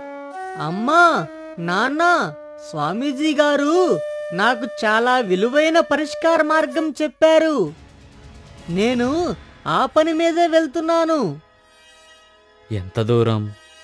ఎక్కడా? ఏం చెయ్యాలి బాబు? అవన్నీ నేను తిరిగి వచ్చాక చెప్తాను. జాగ్రత్త బాబు. మా గురించి నువ్వు ఇంత కష్టపడుతున్నావు. నువ్వు మా మీద చూపించే ప్రేమ మేము ఏనాటికి మరువలేము. దగ్గర ఆశీర్వాదం తీసుకొని తన ప్రయాణానికి అన్నీ సిద్ధం చేసుకున్నాడు బాలు. స్వామీజీ ఇచ్చిన తాయెత్తును జాగ్రత్తగా ఉంచుకొని ఆయన చెప్పిన మంత్రాన్ని మరొక్కసారి గుర్తు చేసుకున్నాడు. అలా అడవిలోకి వెళ్ళాడు. ముందుగా సింహాలు తిరిగే ప్రాంతానికి వెళ్ళాడు. అక్కడ ఆ సింహాలు అతి క్రూరంగా కనిపించాయి. అమ్మో, సింహాలు! ఈ సింహాలనేనా నాలో కలుపుకోవాల్సింది? ధైర్యంగా ఉండాలి. తన దగ్గర ఉన్న తాయెత్తును చేత్తో పట్టుకొని స్వామీజీ చెప్పిన మంత్రాన్ని చదివాడు. కొద్ది క్షణాల్లోనే ఆ సింహాల శక్తులు, లక్షణాలు అన్నీ వచ్చి తనలో కలిసిపోయాయి. ఒక్కసారిగా తనకి ఎక్కడిలేని శక్తి, ధైర్యం వచ్చేసింది. తనను తాను చూసుకొని ఎంతో ఆశ్చర్యపోయాడు. ఏంటి ఈ వింత? నాకు లేని ధైర్యం, శక్తులు ఒక్కసారిగా వచ్చేశాయి. ఇప్పుడు నేను ఎంత దూరం వెళ్ళడానికైనా సిద్ధంగా ఉన్నాను. అక్కడి నుంచి ఇంకా ముందుకు బయలుదేరి వెళ్ళసాగాడు. మధ్య మధ్యలో ఆకలైనప్పుడు అక్కడక్కడ కూర్చొని తనతో పాటు తెచ్చుకున్న ఆహార పదార్థాలను తింటూ ముందుకు సాగిపోతున్నాడు. ఒక నది దగ్గరికి వెళ్ళాడు. ఆ నది చాలా భయంకరంగా ఉంది. ఈ నదిని దాటడానికి నేనేం చెయ్యాలి?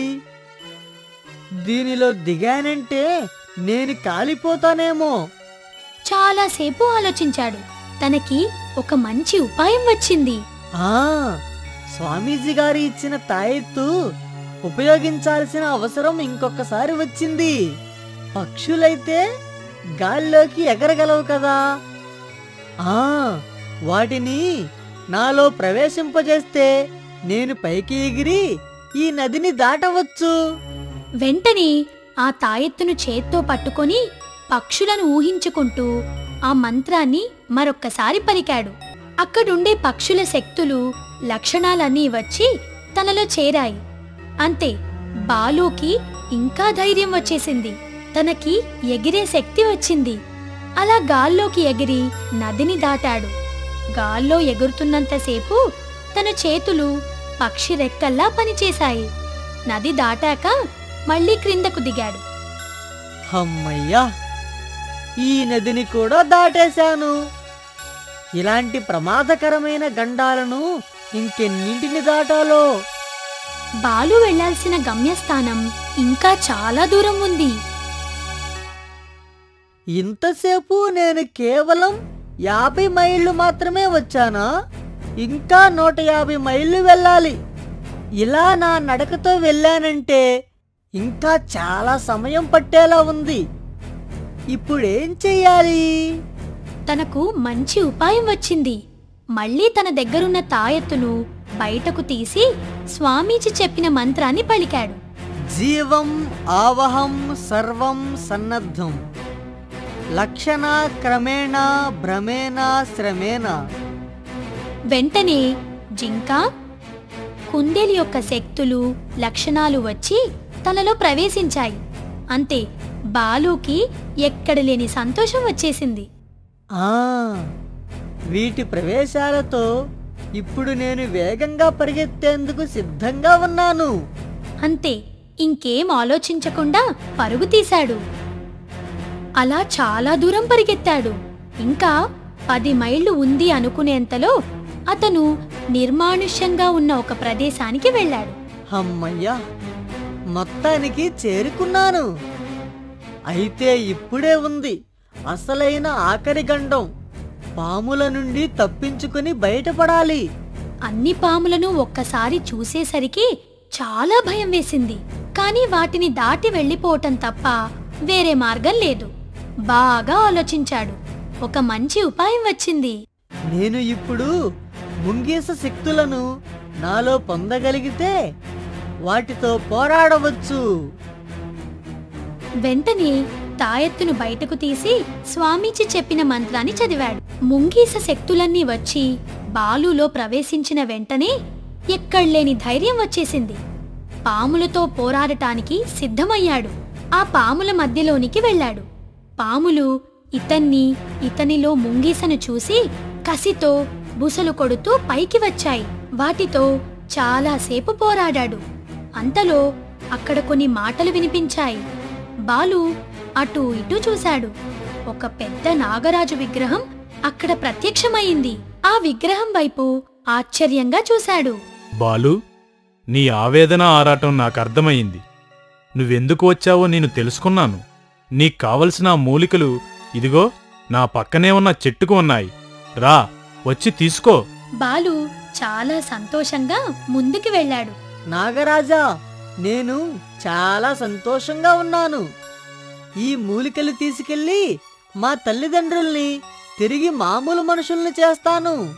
ఆ చెట్టు దగ్గరికెళ్ళి తనకు కావాల్సిన మూలికలు తీసుకున్నాడు.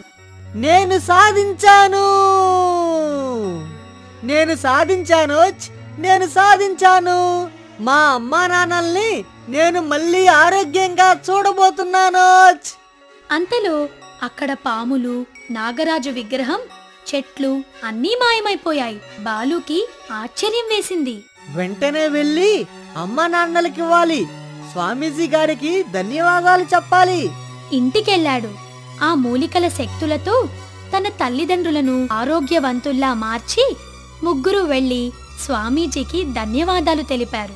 ఇంత మంచి పరిష్కార మార్గం చెప్పినందుకు చాలా సంతోషం స్వామి. మీకు మా ధన్యవాదాలు. నాదేముంది, నేను సలహా మాత్రమే ఇచ్చాను. సాహసం చేసింది మీ కొడుకు. ముగ్గురు సంతోషంగా స్వామీజీ కాళ్లకు నమస్కరించి ఇంటికి పయనమయ్యారు.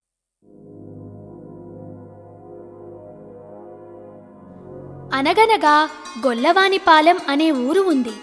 ఆ ఊరికి దగ్గరగా ఒక అడవి ఉంది. గొల్లవానిపాలానికి చుట్టుపక్కల ఉన్న ఊళ్ళల్లోకి వెళ్లాలంటే ఆ అడవి దాటి వెళ్లాల్సిందే. ఆ ఊరిలో భాను అనే పిల్లవాడు ఉండేవాడు. అమ్మ, నాన్న, బామ్మలతో కలిసి ఉండేవాడు. ఒకరోజు వాళ్ల ఊరికి బొమ్మలమ్మే వ్యక్తి వచ్చాడని తెలిసి అక్కడికి వెళ్ళాడు భాను. అతని దగ్గర రకరకాల బొమ్మలతో పాటు చక్కగా మ్రోగే గంటలు కూడా ఉన్నాయి. అక్కడ ఉన్న వాటన్నిటిలో కంటే ఆ గంటలు బాగా నచ్చాయి భానుకి. అతని దగ్గర ఉన్న డబ్బులిచ్చి ఒక గంట కొనుక్కున్నాడు. నేనిచ్చిన డబ్బులు ఈ గంటకి సరిపోయాయా? నాకు తిరిగి ఏమీ రావా? అది చాలా ఖరీదైన గంట, చాలా చక్కగా మ్రోగుతుంది. అంత డబ్బు అవుతుంది. కావాలంటే తీసుకో, లేదంటే అక్కడ పెట్టే. నీ డబ్బు నీకు తిరిగిచ్చేస్తాను. రండి బాబు రండి, చాలా చక్కనైన బొమ్మలు, రండి, చౌకైన బొమ్మలు, ఆ బొమ్మలు బొమ్మలు బొమ్మలే. గంట ఎంతగానో నచ్చడంతో అదే కావాలని తీసుకున్నాడు భాను. ఇక పక్క ఊరికి వెళ్ళి బొమ్మలు అమ్ముకుందామని అన్నీ సర్దుకొని అక్కడి నుండి బయలుదేరాడు బొమ్మల వ్యాపారి. పక్క ఊరికి వెళ్ళటానికి అడవి గుండా వెళ్ళాడు ఆ వ్యక్తి. భాను తను కొనుక్కున్న గంటను తీసుకొని ఇంటికి వచ్చేశాడు.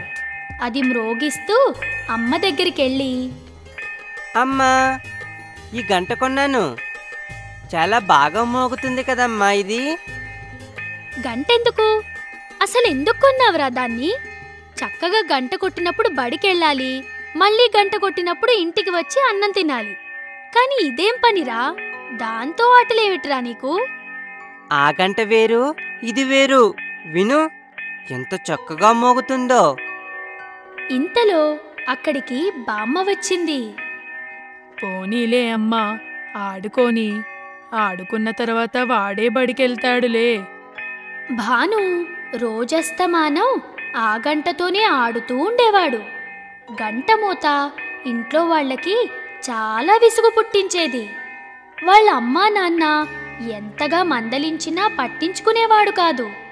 ఒకరోజు వాళ్ళ బామ్మ, ఒరేయ్, ఆ గంట అస్తమానం మ్రోగించావంటే దాన్ని తీసుకెళ్ళి దయ్యాలకిచ్చేస్తా.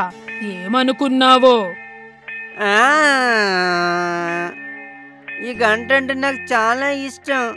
ఇది లేకపోతే నేను అసలు అన్నమే తినను. పెంకితనం ఎక్కువవుతోంది నీకు. బాగా పేచీలు పెడుతున్నావు. ఇప్పుడు నీ గంట నిజంగానే దయ్యాలకిచ్చేస్తా. భాను పొద్దస్తమానం ఆ గంటతోనే ఆడుతుండటంతో వాళ్ళ బామ్మ భాను నిద్రిస్తున్న సమయంలో గంటను అతని దగ్గర నుండి తీసుకొని వెళ్ళిపోయింది. మరునాడు నిద్ర లేచిన తర్వాత ఆ గంట అక్కడ కనపడకపోవడంతో భాను ఏడవటం ప్రారంభించాడు. నా గంట, నా గంట, నా గంట, నా గంట ఎక్కడుంది? బామ్మ, నా గంట.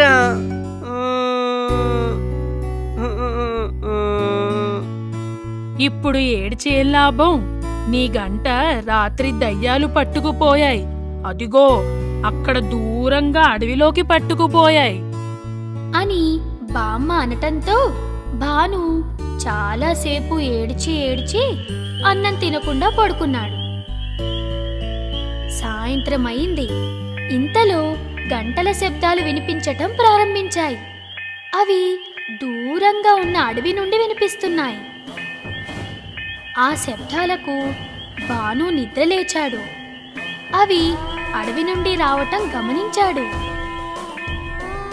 ఊర్లో వారందరూ కూడా గంటలు ఎక్కడి నుండి వినిపిస్తున్నాయో అని వీధుల్లోకి వచ్చి గమనిస్తున్నారు. అడవి నుండి వస్తున్నాయని నిర్ధారించుకున్నా ఆ సమయంలో ఎందుకు వస్తున్నాయో ఎవరికీ అర్థం కావటం లేదు. భాను కూడా వీధిలోకి వచ్చి అందరితో పాటే అక్కడే ఉన్నాడు. ఊర్లో వారందరూ కూడా అయోమయంలో ఉండగా భాను ఇలా అన్నాడు. అవి దెయ్యాలు మోగిస్తున్నాయి. దెయ్యాలు గంటలు మోగిస్తున్నాయి. దెయ్యాలు గంటలు మోగిస్తున్నాయి అంటూ భాను ఇంట్లోకి పరిగెత్తాడు. వీధులలో ఉన్న వాళ్ళంతా కూడా ఆ మాటలు నమ్మి కంగారుగా ఇంట్లోకి పరిగెత్తటం ప్రారంభించారు. అమ్మో దయ్యాలు! అమ్మో దయ్యాలు! అమ్మో నాకు చాలా భయంగా ఉందిరా. అమ్మో అమ్మో! అవును, లేకపోతే ఈ సమయంలో అడవిలో గంటలు మ్రోగించాల్సిన పని ఎవరికి ఉంటుంది? మనకి వీటి పీడ దాపురించిందేంటి? ఏమి అనర్థాలు జరుగుతాయో ఏంటో. అలా ఆ శబ్దాలు రాత్రి 9 గంటల ప్రాంతం వరకు వినిపించి ఆ తరువాత ఆగిపోయాయి. ఆ గంటల శబ్దాలు ప్రతిరోజు వినిపిస్తూ ఉండేవి. వాటిని విన్న ప్రజలు దయ్యాలు ఆ గంటలు మ్రోగిస్తున్నాయని భయపడి సాయంత్రం 6 గంటలు దాటితే ఇంట్లో నుండి బయటకొచ్చేవారు కాదు. ఆ నోట ఈ నోట ఆ మాటలు విన్న భాను తండ్రి కూడా సాయంత్రం పూట ఎవరూ ఇంటి నుండి బయటికి వెళ్ళవద్దు, దెయ్యాల ఆగడాలు ఎక్కువయ్యాయి. ఊళ్ళో వాళ్ళందరూ జాగ్రత్త పడుతున్నారు, మనం కూడా జాగ్రత్తగా ఉండాలి అని అంటుండగానే భాను వాళ్ళ తల్లి వారి ఇంటి తలుపులు మూసేసి గడియలు పెట్టింది. నాయనా భాను, నువ్వు కూడా భోజనం చేసి పడుకో నాయనా. దయ్యాలు ఎప్పుడు ఎలా ప్రవర్తిస్తాయో. నా గంట నువ్వే కదా వాటికి ఇచ్చేశావు అని విసుక్కుంటూ భోజనం తినేసి మంచం మీద పడుకున్నాడు భాను. దయ్యాల భయంతో ఊరిలో వాళ్ళందరూ 6 గంటలకే పనులన్నీ చక్కబెట్టుకొని ఇంట్లోకి వెళ్ళిపోయారు. గంటల శబ్దం వినిపించటం ప్రారంభించింది. ఆ శబ్దాలు వింటున్న అందరి మనస్సులోనూ భయం కలుగుతోంది. కానీ భానుకి మాత్రం కోపం వస్తోంది. ఎందుకంటే తన గంటలు ఎవరో దయ్యాలు తీసుకువెళ్ళి ఆడుకోవటం ఏమిటా అని. ఏమైనా తన గంటలు వాటి దగ్గర నుండి తెచ్చేసుకోవాలనుకున్నాడు. తెల్లవారుతోంది. ఒకరోజు చాలా పెందలాడే లేచాడు భాను. ఉదయభానుడితో పోటీ పడుతూ తన పనులన్నీ చకచకా కానిచ్చేసుకున్నాడు. త్వరగా అమ్మ పెట్టిన చద్దన్నం తినేశాడు. అప్పుడెప్పుడో అమ్మ ఇచ్చినప్పుడు గూటిలో పెట్టుకున్న డబ్బులను తీసుకున్నాడు.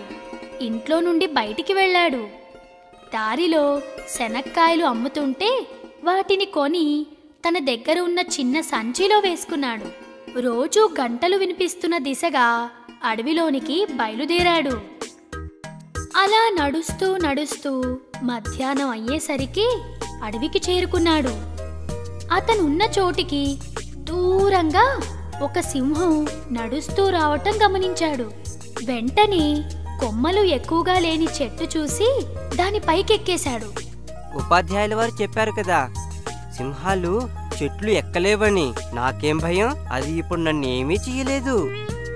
అలా గాండ్రించిన సింహం కొంత సమయానికి అక్కడి నుండి వెళ్ళిపోయింది. అది ఇక్కడి నుంచి వెళ్ళిపోయిందిలే. అమ్మయ్యా, ఇక ఏ విధమైన భయమూ లేదు. ఇక ఈ చెట్టు మీద నుంచి కిందకి దిగుతాను. సింహం నుండి సునాయాసంగా తప్పించుకున్న భాను తన నడకను తిరిగి ప్రారంభించాడు.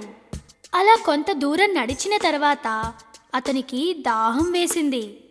అతని కుడి చేతి వైపుగా ఏవో నీటి శబ్దాలు వినిపిస్తూ ఉండటంతో అటుగా ప్రయాణాన్ని సాగించాడు. దగ్గరలో అతనికి ఒక పెద్ద చెరువు కనిపించింది.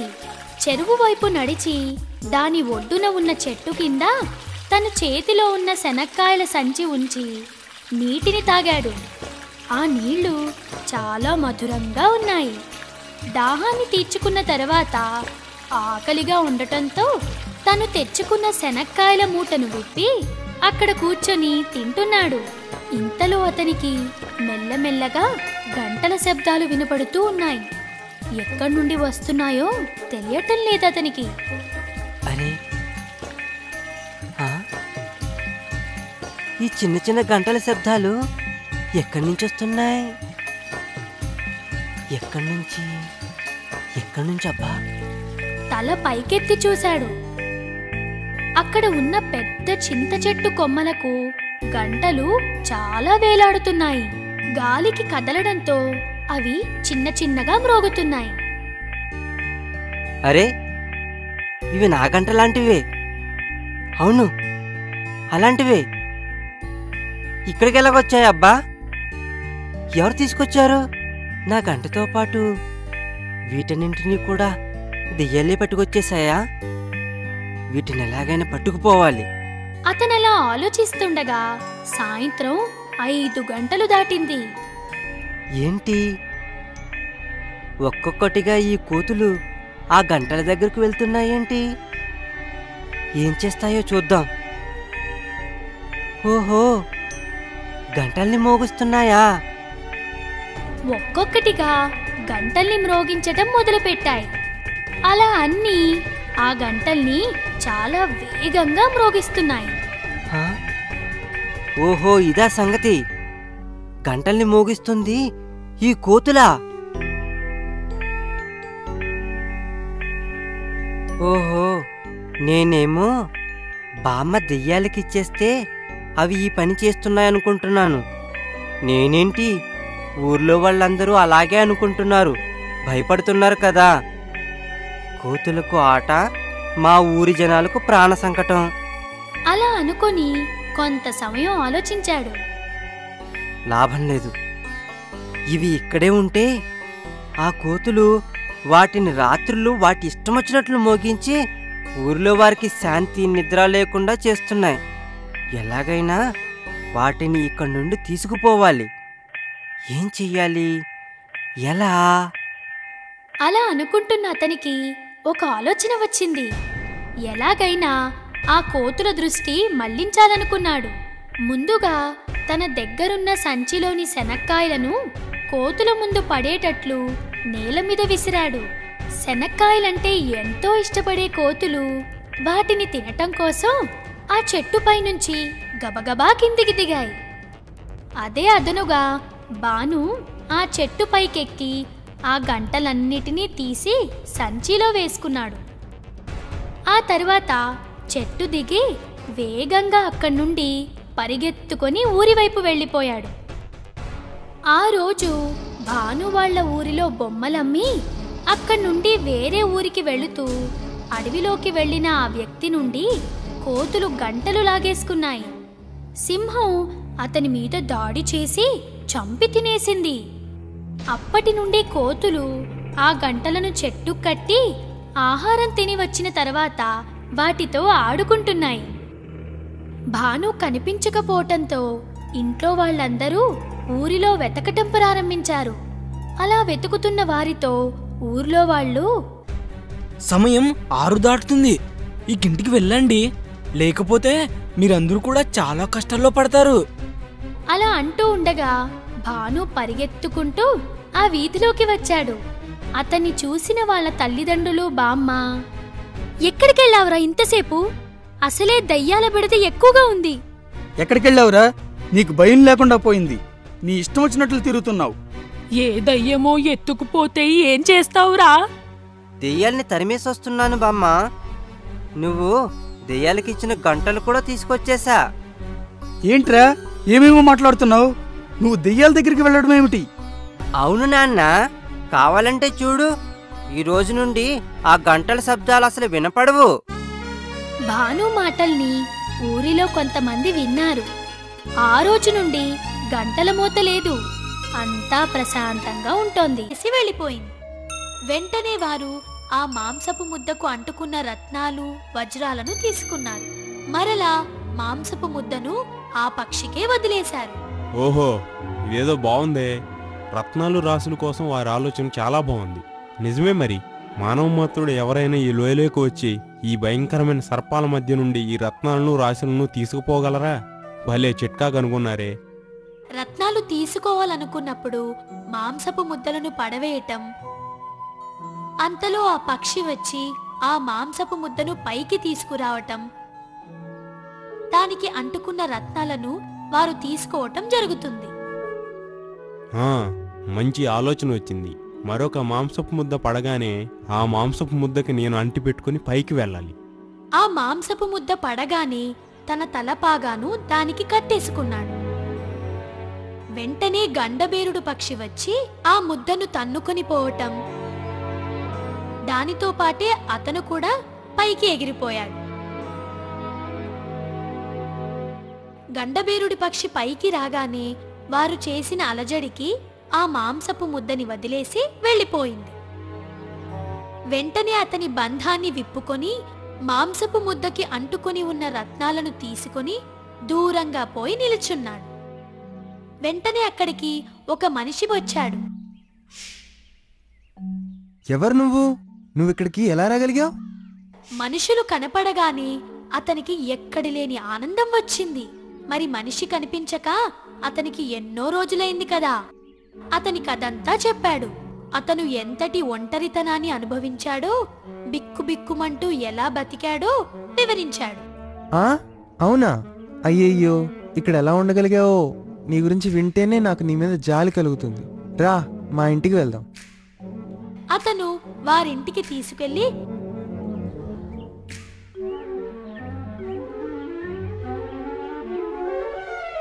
సకల మర్యాదలు చేశాడు. అయ్యా, మీరు నన్ను ఆదరించి నా యందు దయతలచి సకల మర్యాదలో చేశారు. మీకు నా రత్నాలను ఇస్తున్నాను, తీసుకోండి. కొన్ని రోజులు అక్కడే గడిపాడు. అటు పిమ్మట అతనికి ఇంటిపై ధ్యాస కలిగింది. నేను మా ఇంటికి వెళ్ళాలి. ఇంటి దగ్గర నా కుటుంబ సభ్యులు ఎలా ఉన్నారో, నేను మా నగరానికి తిరిగి వెళ్తాను. అతనికి ఈ విషయం చెప్పగానే కాదనలేక అతను సరే అన్నాడు. సరే మిత్రమా, నువ్వు ఎటువంటి అభ్యంతరం లేకుండా వెళ్ళవచ్చు. అయ్యా, నా దగ్గర ఉన్న కొన్ని రత్నాలు మీకు అమ్మి కొంచెం డబ్బు తీసుకోవాలనుకుంటున్నాను. మీకు సమ్మతమేనా? దాంతో నాకు కావలసిన కొంత సరుకు కొంటాను. తప్పకుండా మిత్రమా, నీకు కావలసిన సరుకులు తీసుకో. మరొక్కసారి ఆ భయంకరమైన సర్పాల లోయను చూడటానికి అక్కడికి వెళ్ళాడు సామ్రాట్. అది చాలా పెద్ద లోయ. అక్కడి నుండి పడిపోతే చనిపోవాల్సిందే కాని బ్రతికే అవకాశమే లేదు. పెద్ద పెద్ద బండరాళ్ళు నున్నగా, చెట్లు చేమలు దుప్పలతో నిండి ఉన్నాయి. ఆ గండబేరుండి పక్షే నన్ను కాపాడింది. లేకుంటే నేను ఈ భయంకర సర్పాల మధ్యన చనిపోవాల్సిందే. ఆ గండబేరుండి పక్షే నాకు ప్రాణదాత. ఎందుకంటే లోయలోనికి అదే తీసుకువెళ్ళింది, అదే బయట పడవేసింది. ఓ గండబేరుండా, నీకు నా ధన్యవాదాలు. మొత్తానికి అతని పడవెక్కి వ్యాపారం చేసుకుంటూ బదాద్ నగరానికి చేరుకున్నాడు.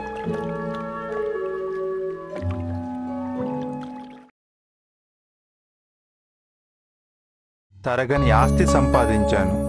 హాయిగా సుఖంగా జీవితాన్ని గడుపుతున్నాను. ఏదైనా సాహస కృత్యం చేయాలనిపిస్తుంది. ఊరికే తిని పడుకుని రోజులు గడపలేను. కొత్త ప్రదేశాలు చూసేవారికి మరిన్ని ప్రదేశాలు చూడాలనిపిస్తుంది. ఇదొక వ్యాధి లాంటిది. అలాగే సామ్రాట్కి కూడా మరలా సాహసయాత్ర చేయాలనిపించి కొంత సరుకుతో బయలుదేరాడు. పడవ ఆగిన ప్రతి రేవులోనూ సరుకును అమ్ముకోవడం, కొత్త సరుకును కొనడం, ఇలా వ్యాపారంలో వచ్చిన లాభాలతో యాత్ర చేస్తున్నాడు. అలా వారి పడవలోని వర్తకులందరూ మంచి లాభాలతో ఆనందంగా ఉత్సాహంగా ఉన్నారు.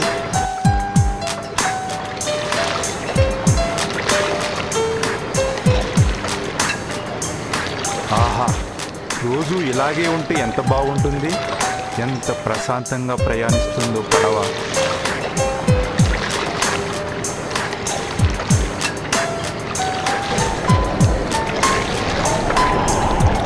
అరే, తుఫాన్ వస్తుంది. తుఫాను గాలులు పడవను ఇష్టం వచ్చినట్లు నెట్టేస్తున్నాయి. ఈ కెరటాలతో ఇక్కడికి పడవ ఎక్కడ మునిగిపోతుందో చాలా భయంగా ఉంది. అరే, ఈ పడవలోని వస్తువులన్నీ చల్లా చెదురైపోయాయి. మీరేం భయపడకండి, ఈ పడవ బోల్తా పడకుండా నేను చూసుకుంటాను. మొత్తానికి ఆ పెను తుఫాను వారందరినీ ఒక తీరానికి కొట్టుకుని పోయేలా చేసింది. భూమి కనపడడంతో బ్రతుకు జీవుడా అని అందరూ ఊపిరి పీల్చుకున్నారు. భూమిపైకి దిగబోతుండగా ఆ పడవ పెద్ద, ఆగండి మిత్రులారా, మనం ఎక్కడికి కొట్టుకొచ్చామో సరిగ్గా తెలియడం లేదు. కానీ నాకు తెలిసినంత వరకు ఇదొక కోతుల కొండ ప్రాంతానికి చెందిన ప్రదేశం. కోతుల కొండ? అవును, ఇక్కడి వారంతా కోతులా ఉన్నారు. అతి భయంకరమైన జాతిలో ఉంది. అంతలో వారి చుట్టూరా కోతుల్లాంటి ఆకారాలు నిలబడి ఉన్నాయి. అప్పటికే అవి ఎక్కడి నుంచి వచ్చాయో ఎలా వచ్చాయో తెలియదు వారికి. అవన్నీ వారినే చూస్తున్నాయి. వాటి దంతాలు కోరల్లా ఉన్నాయి. ఒళ్ళంతా రోమాలతో నిండి ఉంది. వాటి కళ్ళు నల్లగా నిగనిగలాడుతూ మెరుస్తూ తీక్షణంగా వారినే చూస్తున్నాయి. అలా ఒకటి కాదు, రెండు కాదు, వందల వేల సంఖ్యల్లో వారందరినీ చుట్టుముట్టాయి. పడవలో ఒక కొయ్యి మీద నుండి మరో కొయ్యి మీదకి దూకుతున్నాయి. అరేరే, ఇవి ఎంత గందరగోళం చేస్తున్నాయి! మా తెరచాపలు లాగేస్తున్నాయి, తాళ్లను తీగలను తెంపేస్తున్నాయి.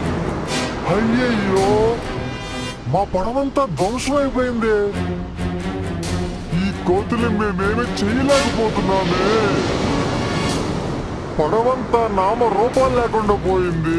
మేము తెచ్చుకున్న ఆహారాన్నంతా తినేశాయి, విసిరేశాయి. మొత్తానికి నానారాద్ధాంతం చేసిన కోతులు అక్కడేమీ లేదని నిర్ణయించుకున్న తరువాత వెళ్ళిపోయాయి. కట్టుబట్టలతో మిగిలిన వారు కొంతసేపు ఆ నిర్జన ప్రదేశంలో అటూ ఇటూ తిరిగారు. ఈ ప్రదేశంలో అసలు ఎటు చూసినా ఒక్క మనిషి కూడా కనిపించడం లేదే. ఏదైనా పడవ కనిపిస్తే బాగుంది. పాపం, వారికి ఏమీ దొరకలేదు. కొన్ని రోజులు వారు అక్కడే గడిపారు. దొరికిన పళ్ళను తింటూ సముద్ర తీరంలోని ఇసుకలో కోతులు తీసి వచ్చిన మంచినీటిని త్రాగుతూ రోజులు గడిపారు. అయినా ఈ దీవి లోపలికి వెళ్ళి పరిశీలించి చూద్దాం. అలా ఆ దీవిలోకి పోతూ ఉండగా హఠాత్తుగా వారికి నరసంచారం ఉన్న గుర్తులు కనిపించాయి. అక్కడేదో పెద్ద కోట గుట్ట మీద ఉన్నట్టుంది. దానికి పెద్ద గేటు కూడా ఉన్నట్టుంది. ఎవరూ లేనట్లున్నారా? అయినా ఇంకా లోపలికి వెళ్ళి చూద్దాం. ఎంత పెద్ద భవంతో! ఇక్కడ ఏదో నిప్పులేసిన ఆనవాళ్ళు, తినగా పారేసిన ఎముకలున్నాయి. అలా అలసిపోయిన వారు ఆదమరిచి నిద్రపోయారు. కొంతసేపటికి ఒక పెద్ద భయంకరమైన శబ్దం వారికి వినిపించింది. అమ్మో! భయంకరమైన పర్వత ఆకారం గల రాక్షసి మన వైపే చూస్తుంది. దాని కళ్ళు ఎంత ఎర్రగా చింత నిప్పుల్లా ఉన్నాయి. చాటల్లాంటి చెవులతో, నోటికి ఇరువైపుల గంటపు కూరలతో క్రూర జంతువులకు ఉన్నట్టు చేతి గోళ్ళు భయంకరంగా ఉన్నాయి. అటువంటి రాక్షసి లోపలికి వెళ్ళి రాత తిన్నెపై కూర్చొని నిట్టూర్పు వదిలింది. ఆ గాలికి వారంతా ఒక కుప్పలాగా దూరంగా వెళ్ళిపట్టారు. ఆ రాక్షసి మమ్మల్ని పట్టుకోబోతుంది. అంత దూరంగా పారిపోండి, చేతులు చాస్తుంది, వెళ్ళిపోండి. అయ్యయ్యో అయ్యయ్యో, నేను దీనికి దొరికిపోయానే. ఆ రాక్షసుడు సామ్రాట్ ఒళ్ళంతా తడిమి చూశాడు.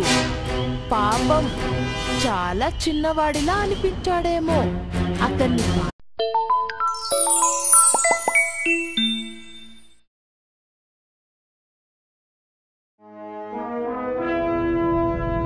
అనగనగా ఒక రాజ్యంలో ఒక రాజు ఉండేవాడు. అతని కుమారుడు సామ్రాట్.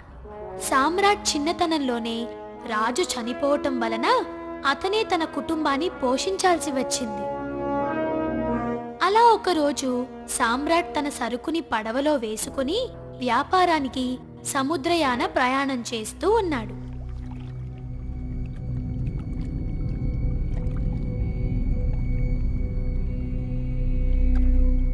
అలా వ్యాపారం చేస్తూ లాభాలను ఆర్జిస్తున్నాడు. కొన్ని రోజులు సముద్ర వ్యాపారం సజావుగా సాగింది.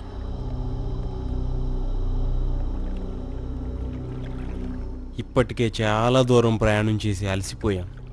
ఎక్కడైనా లంగరు వేసి విశ్రాంతి తీసుకుంటే చాలా బాగుంటుంది.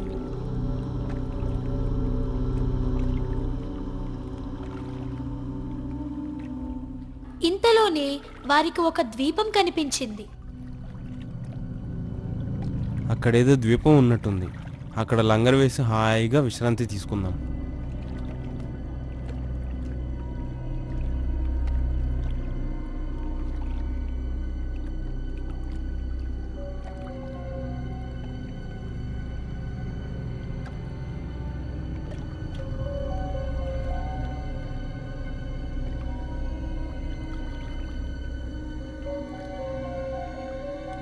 ఆ ద్వీపం అందమైన రమణీయతను సంతరించుకొని ముచ్చట గొలుపుతోంది. అక్కడ దట్టమైన అడవులు, మంచినీటి ఊటలు ఉన్నాయి. రకరకాల పండ్ల చెట్లు, ఫలపుష్పాల జాతులతో ఈ ద్వీపమంతా శోభాయమానంగా ఉంది. అయితే అక్కడ మనిషన్నవాడెవడూ వారికి కనిపించలేదు. ఈ చుట్టుపక్కల ఎవరో కనిపించటం లేదేంటి?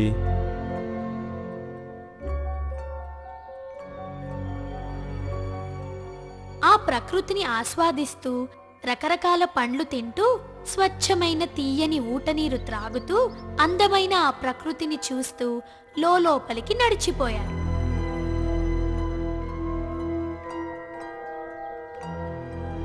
అప్పటికే సామ్రాట్ వారి గుంపు నుండి విడిపోయి ఒంటరిగా మిగిలిపోయాడు. ఈ అందమైన ప్రకృతి నా మనసు దోచింది. ఎంతో హాయిగా ఉంది.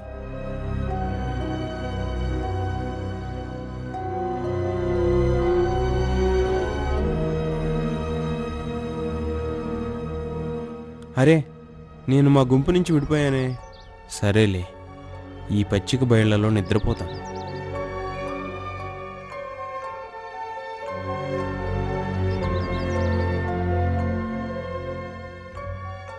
అతనికి మెలకువ వచ్చేసరికి చీకటి పడింది.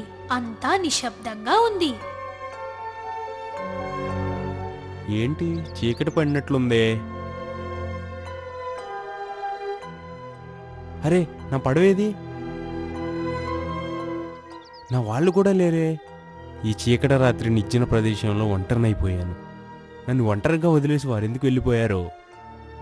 ఒంటరిగా ఈ రాత్రంతా బిక్కుబిక్కుమంటూ గడపాలి.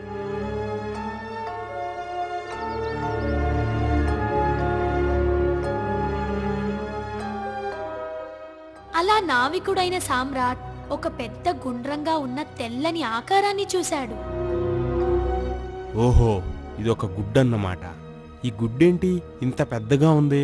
నా అనుభవాన్ని ఉపయోగించి ఇదేంటో తెలుసుకోవాలి.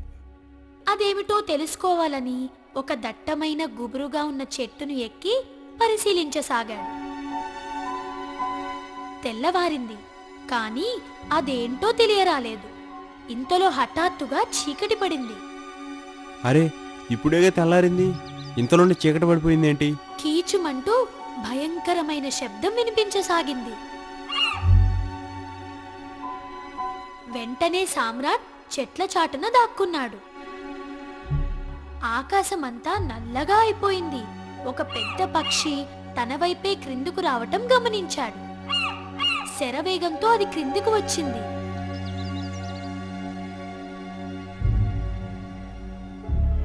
ఇదే గండబేరుండి పక్షి అనుకుంటా.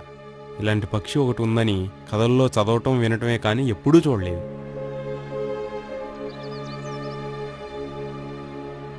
అమ్మో, దీని కళ్ళు మర్రి చెట్టు మానంత ఉన్నాయి. ఓహో, ఈ తెల్లటి గుడ్డు ఈ గండబేరుండ పక్షిదా? ఇదేంటి ఆ గుడ్డుపై కూర్చొని నిద్రపోతున్నట్టుంది. వెంటనే అతనికి ఒక ఉపాయం తట్టింది.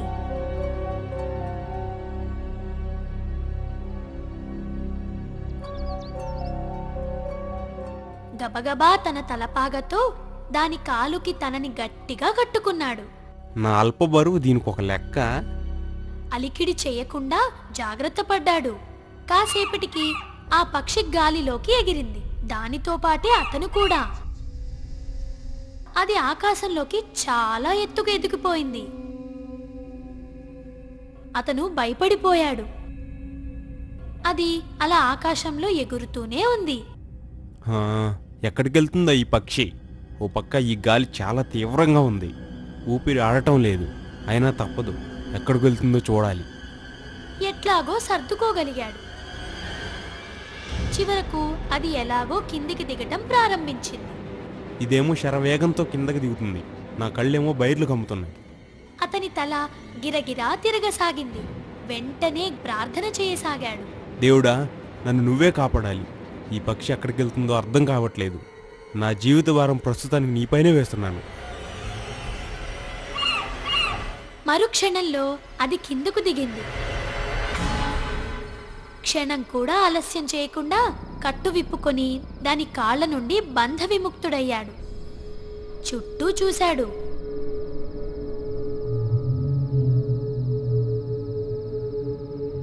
అదొక పెద్ద బండరాళ్ల పర్వతంలోయ. వెంటనే ఆ లోయలో ఒక పెద్ద బండరాయి చాటున దాక్కున్నాడు. కళ్ళు జిగేలు మనిపించేలా శ్రేష్టమైన మేలుజాతి వజ్రాలు, రత్నాలు దగదగా మెరుస్తూ కనిపించాయి. ఆ లోయంతా వజ్రాలు, రత్నాలమయమే. ఓహో, అంతా రత్నాలమయమే. అసలు ఇక్కడుంది నేనేనా? ఇదే వజ్రాల లోయ అనుకుంటా. ఆహా, నేనెంత అదృష్టవంతుణ్ణి. భగవంతుడా, నీకు నా ధన్యవాదాలు. ఈ వజ్రాలు కొన్ని నాకు దొరికినా నా జీవితం అంతా గడిపేయచ్చు. ఇంతలో జుమ్మంటూ తీవ్రమైన పెను తుఫాను గాలి వీస్తున్నట్టుగా శబ్దం రాసాగింది. శబ్దం వస్తున్న వైపుకు చూశాడు. అంతే, అతని గుండె ఆగిపోయినట్లయింది. అమ్మో, ఎంత పెద్ద భయంకరమైన పాము! ఇదేంటి పెద్ద తాటి చెట్టంత పొడవు ఉంది. అమ్మో, ఇది పడగ విప్పి నా వైపే వస్తుంది. ఈరోజు నేను అయిపోయాను. అతని కళ్ళు కాళ్ళు పనిచేయలేదు. నిశ్చేష్టుడైపోయాడు. ఒక పెద్ద ఏనుగు సైతం అమాంతం మింగేయగలదు. అలాంటిది అతనెంత! అంతలో హఠాత్తుగా ఆ సర్పం కోసమే ఎదురు చూస్తున్నట్టుగా ఆ పక్షి వచ్చి పామును తన్నుకొని పైకి ఎగిరిపోయింది. అమ్మయ్య, పాము గండం నుంచి తప్పించుకున్నాను. ఈ లోయలో ఇలా ఎంతసేపు ఉండాలో చాలా భయమేస్తుంది. బిక్కు బిక్కుమంటూ లోయలో ఒంటరిగా మిగిలిపోయాడు. ఆ లోయంతా సర్పాలతో భయంకరంగా ఉంది. అయితే అవి ఆ పక్షికి భయపడి పగలు బయటికి రావు. చీకటి పడగానే తమ ప్రతాపం చూపిస్తాయి. పొరపాటున ఏదైనా పాము బయటికి వచ్చిందా ఆ గండబేరుడి పక్షికి బలైపోవాల్సిందే. ఇందాక ఆ సర్పానికి అదే గతి పట్టింది. అతనింకా భయపడసాగాడు. అంతా నిశ్శబ్దంగా ఉంది. సరేలే, నాకు కావాల్సినన్ని రత్నాలు, వజ్రాలు, వైఢూర్యాలు అన్నిటినీ ఏరుకుని దాచుకుంటాను. అబ్బా, ఆకలి దంచేస్తుంది. గండబేరుడి పక్షి రాకపోతుందా? ఎదురు చూద్దాం. ఇంతలో భయంకరంగా దబ్ మని శబ్దం వినిపించింది. ఏంటి, ఇదేదో పెద్ద మాంసపు ముద్దలా ఉందే. ఈ మాంసపు ముద్ద ఎక్కడి నుంచి పడింది? ఎవరైనా పడేశారా అనుకుంటూ పైకి చూశాడు.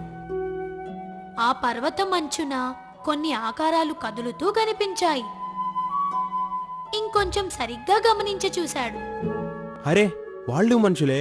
మరి వాళ్ళెందుకు ఈ మాంసపు ముద్దను కింద పడేశారు? అంతలో ఒక గండబేరుడు పక్షి వచ్చి ఆ మాంసపు ముద్దను ఎగరేసుకుపోయింది. అది పైకి పోగానే పెద్ద పెద్ద డప్పుల మోత, అలజడి, గందరగోళం, కోలాహలం, అరుపులు, కేరింతలు, శబ్దాలు వినిపించాయి. ఆ అలజడికి ఆ పక్షి ఆ మాంసపు ముద్దను అక్కడే పడేసి ఇంకొకరిని పట్టుకుని తడిమి చూస్తూ తను సంతృప్తి చెందే వరకు అలా చూస్తూనే ఉన్నాడు. అయ్యయ్యో, మన పడవ పెద్ద ఆయన ఆ రాక్షసుడు పట్టుకున్నాడు. అసలే కొంచెం భారీ శరీరం. అతన్ని పట్టుకున్న రాక్షసుడు మెడను విరిచి మొండంలోకి ఒక ఇనుప ఊచను గుచ్చాడు. నిప్పు రాజేసి అందులో కాల్చి తినసాగాడు. ఆ భయంకరమైన దృశ్యం చూసేసరికి వారికి వణుకు దడ పుట్టుకొచ్చాయి. కరకర తిన్న తరువాత ఆ రాక్షసుడు ఆ బల్ల మీదే నిద్రపోయాడు. ఇది మనకు దొరికిన మంచి అవకాశం. ఆ రాక్షసుడు నిద్రపోతున్నాడు. ఎలాగైనా ఈ రాక్షసుడు నుంచి తప్పించుకుపోవాలి. ఇతని కంటపడితే మన గతి అంతే. అబ్బా, ఎంత కర్కశంగా మెడ విరిసేశాడు. పైగా రక్తం కారుతున్న మొండంలోకి పెద్ద ఓచన కుచ్చడమా, దానిని నిప్పుల మంటపై కాల్చి తినడమా. బాబోయ్, తలుచుకుంటేనే ప్రాణాలు పోతున్నాయి. ఇక్కడ ఒక క్షణం కూడా ఉండకూడదు. అలికిడికి వాడు నిద్రలేస్తే ఎలాగా?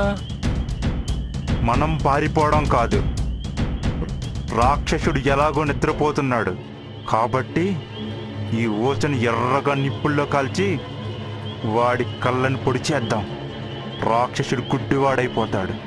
అప్పుడు మనం మెల్లగా పారిపోవచ్చు. అతని సలహాని అందరూ మెచ్చుకొని అలాగే చేద్దామన్నారు. మంట రాజేశారు. మండుతున్న సూదిగా ఉన్న కొరకంచులతో రాక్షసుడు 2 కళ్ళలో బలంగా గుచ్చాడు.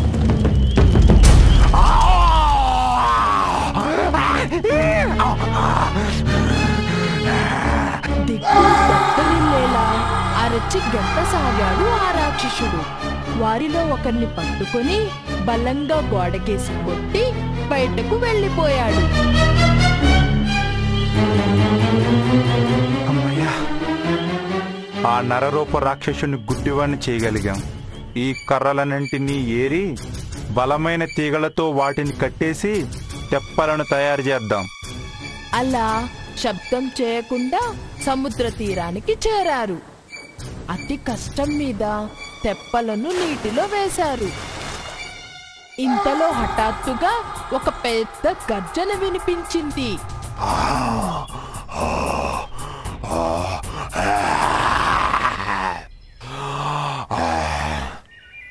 ఏంటబ్బా, ఆ గుడ్డు రాక్షసుడే! మేం తప్పించుకున్న సంగతి ఎలా తెలిసింది? తెప్పలు నీళ్ళల్లో వేస్తున్న శబ్దానికి రాక్షసుడు వారి వైపు వస్తూ పెద్ద పెద్ద బండరాళ్లను వారిపై విసురుతున్నాడు. అదండి అదండి, ఆ విరిగిన తెప్పలపైన ఎక్కి వెళ్ళిపోదాం. ఆ తెప్పలు సముద్రంలో ఎటువైపు వెళుతున్నాయో వారికి అర్థం కావడం లేదు. ఏదైనా పడవ కానీ ఒక నౌక కానీ కనిపిస్తుందంటే వాటి జాడ కూడా లేదు. ఎర్రటి ఎండలో మాడిపోతున్నాం. అప్పుడు వారి అదృష్టం కొద్దీ ఒక దీవి కనిపించింది. ఈ దీవిలో పచ్చని చెట్లు, ఫలవృక్ష జాతులు లెక్కకు మించి ఉన్నాయి. ఆహా, ఎంత ఆనందంగా ఉంది! హాయిగా తినొచ్చు, మా ఆకలి తీర్చుకోవచ్చు. ఆ చెట్లెక్కి పండ్లు కోసి కడుపారా తిని తీరంలో గుంతలు తవ్వి నీటిని తాగి హాయిగా ఊపిరి పీల్చుకున్నారో లేదో ఇంతలో బుస్ బుస్మంటూ ఒక పెద్ద శబ్దం వినిపించింది. ఇదేంట్రా బాబు, మళ్ళీ ఏదైనా ఉపద్రవం వస్తుందా? అంతే, వారి పై ప్రాణాలు పైనే పోయినట్టయింది. అటువైపు నుండి ఒక పెద్ద భయంకరమైన సర్పం వారి వైపే వస్తుంది. అది ఎంత పెద్దదంటే ఒక్కసారిగా నోరు తెరిచి వారిలో ఒకరిని మింగేసింది. ఆ నోటిలోకి పెద్ద ఏనుగైనా చాలా సులువుగా వెళ్ళిపోతుంది. ఇంకా మేమిద్దరమే మిగిలాం. దాని కంటికి కనిపించకుండా పారిపోదాం. పరిగెత్తు! అయ్యయ్యో, ఎంత దూరం పెరిగెత్తినా దాక్కునే సురక్షితమైన ప్రదేశమే కనిపించడం లేదే. వారు తిరిగి చూశారు. కనుచూపు మేరలో ఎక్కడా ఆ సర్పం కనిపించలేదు. అమ్మయ్యా, బ్రతికిపోయాం. అలసిపోయిన వారు అక్కడున్న ఒక చెట్టెక్కి నిద్రపోయారు. కరకర నములుతున్న శబ్దం వినిపించింది సామ్రాట్కి. లేచి చూశాడు, తన పక్కన తన మిత్రుడు లేడు. పెద్ద కొండ చిలువ. అమ్మో, ఆ చెట్టుకి గట్టిగా చుట్టేసుకుంటుంది. నా మిత్రుని ఆ కొండ చిలువ మింగేసిందా? అతని ఎముకలు లోపల నుజ్జు నుజ్జు అవ్వాలని అది చెట్టుకు చుట్టేసుకుంటుందా? అమ్మో, ఆ కొండ చిలువ చెట్టెక్కి నన్ను కూడా మింగేస్తుందేమో. భయంతో ఉన్న అతనికి నిద్ర పట్టలేదు. బిక్కు బిక్కుమంటూ ఆ చెట్టుపైనే కళ్ళార్పకుండా ఆ కొండ చిలువనే చూస్తూ ఆ రాత్రంతా గడిపేశాడు. అమ్మయ్యా, ఈ కొండ చిలువ ఎటో వెళ్ళిపోయింది. ఇంకా నాకేం భయం లేనట్లే. తెల్లవారింది. సామ్రాట్ చుట్టూ చూశాడు. ఈ దరిదాపుల్లో ఎక్కడ ఏమీ కనిపించడం లేదు. గబగబా చెట్టు దిగి అక్కడ పడి ఉన్న ఎండిపోయిన పెద్ద పెద్ద దుంగలతో బంధించుకుని ఒక పెద్ద కోతిని తీసుకొని అందులో దుంగలతో పాటు బోర్ల పడుకున్నాడు.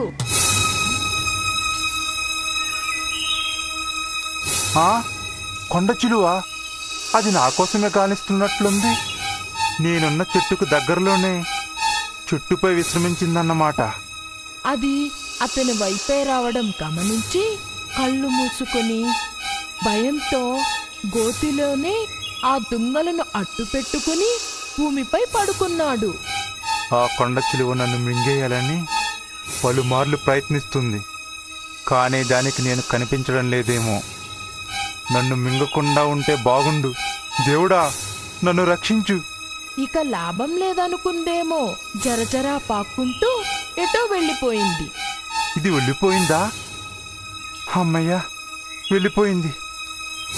ఆ దుంగలను విప్పుకొని ఏదైనా పడవ కనిపిస్తుందేమో అని సముద్రం వైపు చూశాడు. అతని అదృష్టం కొద్దీ దూరంగా ఒక పడవ కనిపించింది.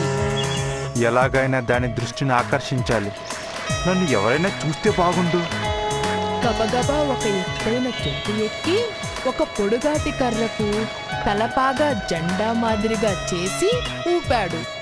అతని ప్రయత్నం ఫలించింది. నన్ను వారు చూశారు. కొంతసేపట్లో ఆ పడవ నా దగ్గరికి వచ్చేస్తుంది. అతను అనుకున్నట్లు ఆ పడవ వచ్చింది. వారు అతన్ని ఎక్కించుకున్నారు. తినడానికి మంచి ఆహారం కూడా ఇచ్చారు. త్రాగడానికి నీరు కూడా ఇచ్చారు. అతను గురించి అంతా వివరించి చెప్పాడు. ఆ పడవ పెద్ద చాలా మంచివాడు. మిత్రమా, ఇదిగో ఇందులో కొన్ని సరుకులున్నాయి. నీవు వాటితో యథేచ్ఛగా వ్యాపారం చేసుకొని వచ్చిన లాభంలో కొంత తీసుకోవచ్చు.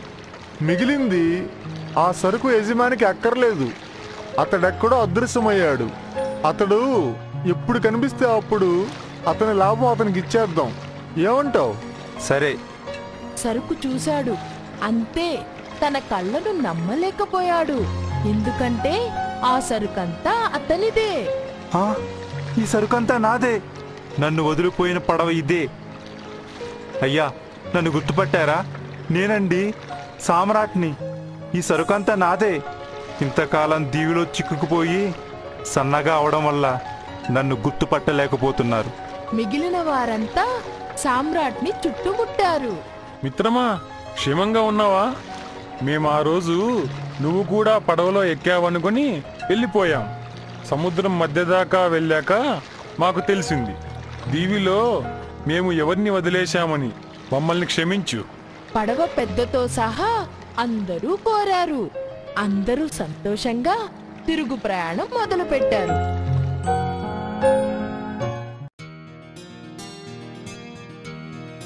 అదొక పల్లెటూరు. పేరు శ్రీరామపురం. ఆ గ్రామంలో రోసయ్య, ఎల్లమ్మ అనే దంపతులుండేవారు. వారికి ఒక్కగానొక్క కొడుకు బాలు.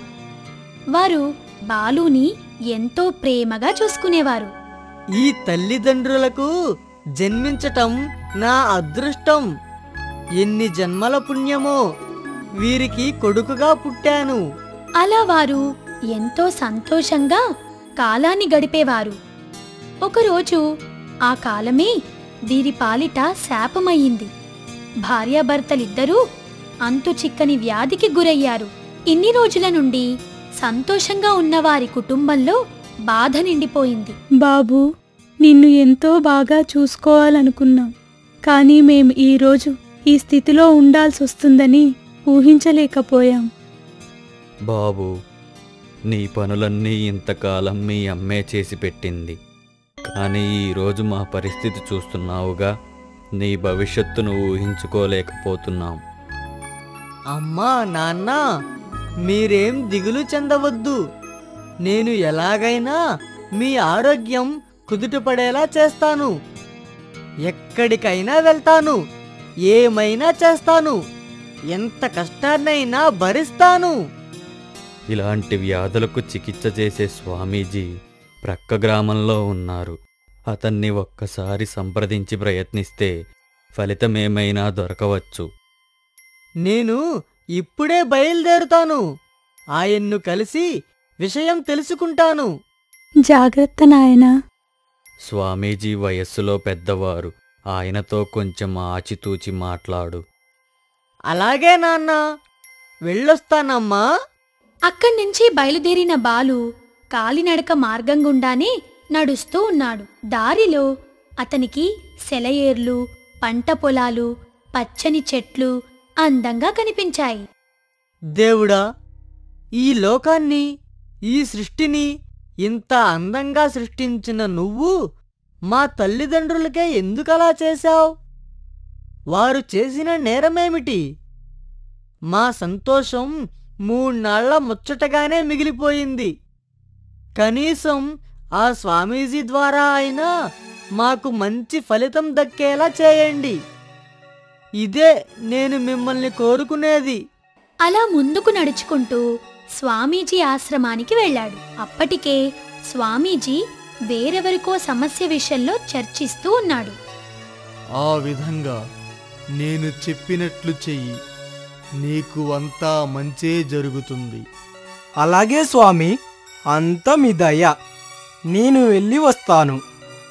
అతను అక్కడ్నుంచి లేచి బయటకు వస్తూ ఉన్నాడు. అతన్ని ఆపి, ఆగండి, ఆగండి. ఏమైంది మీకు? మీరు ఏ కారణం చేత ఇక్కడికి వచ్చారు? మా ఇంట్లో ఎప్పుడు దురదృష్టమే కాని ఏనాడు అందరూ కలిసి నవ్వుకున్నట్లు గుర్తే లేదు. ఇదిగో ఈ స్వామీజీ గారిని కలిశాను. ఎంతో మంచి మార్గం చూపాడు. ఇప్పుడు అందరం చాలా ఆనందంగా ఉన్నాం. అందుకే ఒకసారి కలిసిపోదామని వచ్చాను. ఆ మాట చెప్పి అతను వెళ్ళిపోయాడు. బాలులో ఇంకొంచెం నమ్మకం, ఆశ ఎక్కువైంది. ధైర్యంగా స్వామీజీ ముందుకెళ్ళి నిలబడ్డాడు. చెప్పు నాయనా, ఏమిటి నీ బాధ? స్వామీజీ గారు, నమస్కారం. నా పేరు బాలు. మాది పక్కనే ఉన్న గ్రామం. మా తల్లిదండ్రులకు నేనొక్కడినే కొడుకుని. మేం ఎంతో సంతోషంగా ఉండేవాళ్ళం. ఇంతలోనే కాలం మమ్మల్ని ఎగతాళి చేసింది. అమ్మా నాన్నలిద్దరినీ అనారోగ్యం పాలు చేసింది. వారు ఈ రోజున ఏదో అంతు చిక్కని వ్యాధితో బాధపడుతున్నారు. వారిని తిరిగి మామూలు మనుషుల్ని చేసే మార్గం చెప్పండి. నువ్వేమీ చింతించకు, అంతా మంచే జరిగేలా నేను చూసుకుంటాను. నా దగ్గరకు వచ్చావు కదా, నీకు కలిగిన బాధ గురించి మర్చిపో. నన్ను నమ్ము. అయితే చెప్పండి, అందుకు నేనేం చెయ్యాలి? ఈ విషయంలో నువ్వు కొన్ని సాహసాలు చేయవలసి ఉంటుంది. చేయగలవా? తప్పకుండా స్వామి, అదేమిటో చెప్పండి. అయితే ఈ క్రమంలో నీ ప్రాణాలు సైతం పణంగా పెట్టాల్సి వస్తుంది. చాలా చాలా ప్రమాదకరమైన ప్రదేశాలకు వెళ్ళాలి. అందుకు నువ్వు సిద్ధమైతే నేను తగిన మార్గాన్ని చెప్తాను. ఏదైనా చేస్తాను స్వామి. ఆ తల్లిదండ్రులు ఇచ్చిన జన్మ ఇది, వారు పోసిన ప్రాణం ఇది. అలాంటిది నా ప్రాణం వారి కోసం పణంగా పెట్టాల్సి రావడం నిజంగా నా అదృష్టం. తల్లిదండ్రుల కోసం ఆ మాత్రం కూడా చేయలేనా? అలాంటప్పుడు ఈ శరీరం ఉండేమీ లేకేమీ. లెస్స పలికితివి నాయనా. నీకు అంతా శుభం కలగాలని ఆ దేవుణ్ణి వేడుకుంటున్నాను. అయితే జాగ్రత్తగా విను. ఇక్కడికి 200 మైళ్ళ దూరంలో అంధేరి లోయ ఉంది. ఆ లోయలో ఉన్న అతిపెద్ద సొరంగం లోపలకు వెళితే అక్కడ కొన్ని విషపూరిత పాములుంటాయి. వాటితో పోరాడి ఆ గండం తప్పించుకోగలిగితే నీకు కావలసిన మూలికలు దొరుకుతాయి. నేను దేనితో అయినా పోరాడడానికి సిద్ధంగా ఉన్నాను. నేను ఇప్పుడే బయలుదేరుతాను. అయితే నువ్వు అక్కడికి చేరడానికి ఎంతో శక్తి అవసరం. ఆ శక్తి నీకు లభించాలంటే కొన్ని పనులు చేయవలసి ఉంది. అవి కూడా చెప్పండి స్వామీజీ. ఈ చుట్టుపక్కలున్న జీవజాతుల్లోని సింహం, ఏనుగు, పులిల్లాంటి వాటిని నీ శరీరంలో ప్రవేశించుకోగలిగితే దాని ద్వారా నీకు మంచి బలం చేకూరుతుంది. ఆ తర్వాత కొన్ని పక్షులను నీలో కలుపుకోవడం ద్వారా గాల్లోకి ఎగిరే శక్తి లభిస్తుంది. జింక, కుందేలు లాంటి వేగవంతమైన సాధు జంతువులను నీలో కలుపుకోవటం ద్వారా నువ్వు వేగంగా పరిగెత్తగలవు. ఇవన్నీ పూర్తి చేసుకున్న తర్వాత నువ్వు అక్కడికి బయలుదేరడం మంచిది. మీరు చెప్పినవన్నీ చేయాలంటే ఎలా సాధ్యం స్వామి? నేను మంత్రించిన ఒక తాయెత్తు నీకు ఇస్తాను. దీన్ని ఉపయోగించుకొని నువ్వు అవన్నీ సాధించవచ్చు. దేన్నైతే నువ్వు నీలో కలుపుకోవాలనుకుంటున్నావో దాని ముందుకెళ్ళి లేదా దాన్ని నీ మనసులో తలుచుకొని ఈ తాయెత్తును చేతిలో పట్టుకొని నేను చెప్పే మంత్రం చదివితే దాని శక్తులతో పాటు దాని లక్షణాలన్నీ నీకు వస్తాయి. ఆ విధంగా నువ్వు ముందుకు సాగిపోవచ్చు. అలాగే స్వామి. ఇప్పుడు నేను చెప్పిన మంత్రం జాగ్రత్తగా విను. జీవం ఆవహం సర్వం సన్నద్ధం లక్షణ క్రమేణ భ్రమేణ శ్రమేణ. జీవం ఆవహం సర్వం సన్నద్ధం లక్షణ క్రమేణ భ్రమేణ శ్రమేణ. ఇలా అంటే సరిపోతుందా స్వామి? సరిపోతుంది. అయితే నువ్వు తిరిగి వచ్చే వరకు ఈ తాయెత్తును మంత్రాన్ని మరువరాదు. సంతోషంగా స్వామీజీ కాళ్లకు నమస్కారం చేసి అక్కడి నుండి బయలుదేరాడు బాలు. అతన్ని దీవించి సాగనంపాడు స్వామీజీ. బాలు ఇంటికి వెళ్ళాడు. అమ్మా, నాన్న, స్వామీజీ గారు నాకు చాలా విలువైన పరిష్కార మార్గం చెప్పారు. నేను ఆ పని మీదే వెళ్తున్నాను. ఎంత దూరం? ఎక్కడా? ఏం చెయ్యాలి బాబు? అవన్నీ నేను తిరిగి వచ్చాక చెప్తాను. జాగ్రత్త బాబు. మా గురించి నువ్వు ఇంత కష్టపడుతున్నావు. నువ్వు మా మీద చూపించే ప్రేమ మేము ఏనాటికి మరువలేము. దగ్గర ఆశీర్వాదం తీసుకొని తన ప్రయాణానికి అన్నీ సిద్ధం చేసుకున్నాడు బాలు. స్వామీజీ ఇచ్చిన తాయెత్తును జాగ్రత్తగా ఉంచుకొని ఆయన చెప్పిన మంత్రాన్ని మరొక్కసారి గుర్తు చేసుకున్నాడు. అలా అడవిలోకి వెళ్ళాడు. ముందుగా సింహాలు తిరిగే ప్రాంతానికి వెళ్ళాడు. అక్కడ ఆ సింహాలు అతి క్రూరంగా కనిపించాయి. అమ్మో, సింహాలు! ఈ సింహాలనేనా నాలో కలుపుకోవాల్సింది? ధైర్యంగా ఉండాలి.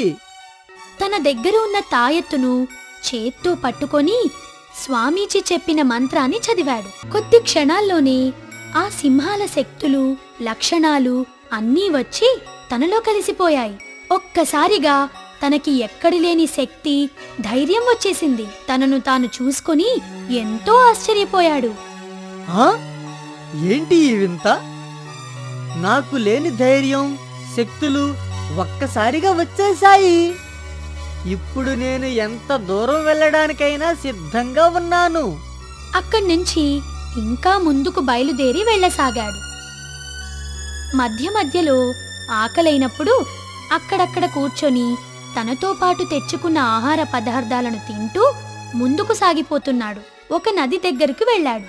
ఆ నది చాలా భయంకరంగా ఉంది. ఈ నదిని దాటడానికి నేనేం చెయ్యాలి?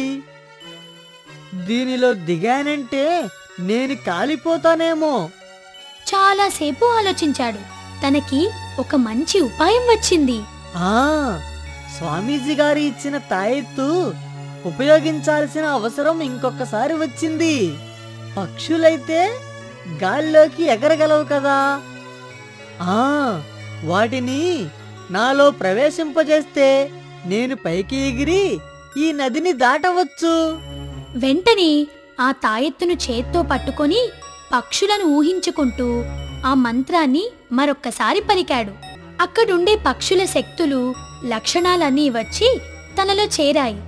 అంతే, బాలుకి ఇంకా ధైర్యం వచ్చేసింది. తనకి ఎగిరే శక్తి వచ్చింది.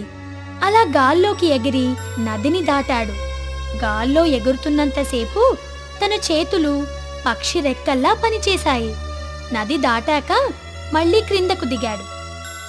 అమ్మయ్యా, ఈ నదిని కూడా దాటేశాను. ఇలాంటి ప్రమాదకరమైన గండాలను ఇంకెన్నింటిని దాటాలో. బాలు వెళ్లాల్సిన గమ్యస్థానం ఇంకా చాలా దూరం ఉంది. ఇంతసేపు నేను కేవలం 50 మైళ్ళు మాత్రమే వచ్చానా? ఇంకా 150 మైళ్ళు వెళ్ళాలి. ఇలా నా నడకతో వెళ్ళానంటే ఇంకా చాలా సమయం పట్టేలా ఉంది. ఇప్పుడేం చెయ్యాలి? తనకు మంచి ఉపాయం వచ్చింది. మళ్ళీ తన దగ్గరున్న తాయెత్తును బయటకు తీసి స్వామీజీ చెప్పిన మంత్రాన్ని పలికాడు. జీవం ఆవహం సర్వం సన్నద్ధం, లక్షణ క్రమేణ భ్రమేణ శ్రమేణ. వెంటనే జింక, కుందేలు యొక్క శక్తులు, లక్షణాలు వచ్చి తనలో ప్రవేశించాయి. అంతే, బాలుకి ఎక్కడ లేని సంతోషం వచ్చేసింది. వీటి ప్రవేశాలతో ఇప్పుడు నేను వేగంగా పరిగెత్తేందుకు సిద్ధంగా ఉన్నాను. అంతే, ఇంకేం ఆలోచించకుండా పరుగు తీశాడు. అలా చాలా దూరం పరిగెత్తాడు. ఇంకా 10 మైళ్ళు ఉంది అనుకునేంతలో అతను నిర్మానుష్యంగా ఉన్న ఒక ప్రదేశానికి వెళ్ళాడు. అమ్మయ్యా, మొత్తానికి చేరుకున్నాను. అయితే ఇప్పుడే ఉంది అసలైన ఆఖరి గండం. పాముల నుండి తప్పించుకుని బయటపడాలి. అన్ని పాములను ఒక్కసారి చూసేసరికి చాలా భయం వేసింది. కానీ వాటిని దాటి వెళ్ళిపోవటం తప్ప వేరే మార్గం లేదు. బాగా ఆలోచించాడు. ఒక మంచి ఉపాయం వచ్చింది. నేను ఇప్పుడు ముంగీస శక్తులను నాలో పొందగలిగితే వాటితో పోరాడవచ్చు. వెంటనే తాయెత్తును బయటకు తీసి స్వామీజీ చెప్పిన మంత్రాన్ని చదివాడు. ముంగీస శక్తులన్నీ వచ్చి బాలులో ప్రవేశించిన వెంటనే ఎక్కడ్లేని ధైర్యం వచ్చేసింది. పాములతో పోరాడటానికి సిద్ధమయ్యాడు. ఆ పాముల మధ్యలోనికి వెళ్ళాడు. పాములు ఇతనిలో ముంగీసను చూసి కసితో బుసలు కొడుతూ పైకి వచ్చాయి. వాటితో చాలాసేపు పోరాడాడు. అంతలో అక్కడ కొన్ని మాటలు వినిపించాయి. బాలు అటూ ఇటూ చూశాడు. ఒక పెద్ద నాగరాజు విగ్రహం అక్కడ ప్రత్యక్షమైంది. ఆ విగ్రహం వైపు ఆశ్చర్యంగా చూశాడు. బాలు, నీ ఆవేదన ఆరాటం నాకు అర్థమయ్యింది. నువ్వెందుకు వచ్చావో నేను తెలుసుకున్నాను. నీకు కావలసిన మూలికలు ఇదిగో నా పక్కనే ఉన్న చెట్టుకు ఉన్నాయి. రా, వచ్చి తీసుకో. బాలు చాలా సంతోషంగా ముందుకు వెళ్ళాడు. నాగరాజా, నేను చాలా సంతోషంగా ఉన్నాను. ఈ మూలికలు తీసుకెళ్లి మా తల్లిదండ్రుల్ని తిరిగి మామూలు మనుషుల్ని చేస్తాను. ఆ చెట్టు దగ్గరికెళ్ళి తనకు కావాల్సిన మూలికలు తీసుకున్నాడు. నేను సాధించాను, నేను సాధించాను, నేను సాధించాను. మా అమ్మా నాన్నల్ని నేను మళ్ళీ ఆరోగ్యంగా చూడబోతున్నాను. అంతలో అక్కడ పాములు, నాగరాజు విగ్రహం, చెట్లు అన్నీ మాయమైపోయాయి. బాలుకి ఆశ్చర్యం వేసింది. వెంటనే వెళ్ళి అమ్మా నాన్నలకి ఇవ్వాలి. స్వామీజీ గారికి ధన్యవాదాలు చెప్పాలి. ఇంటికెళ్ళాడు. ఆ మూలికల శక్తులతో తన తల్లిదండ్రులను ఆరోగ్యవంతుల్లా మార్చి ముగ్గురు వెళ్లి స్వామీజీకి ధన్యవాదాలు తెలిపారు. ఇంత మంచి పరిష్కార మార్గం చెప్పినందుకు చాలా సంతోషం స్వామి. మీకు మా ధన్యవాదాలు. నాదేముంది, నేను సలహా మాత్రమే ఇచ్చాను. సాహసం చేసింది మీ కొడుకు. ముగ్గురు సంతోషంగా స్వామీజీ కాళ్లకు నమస్కరించి ఇంటికి పయనమయ్యారు.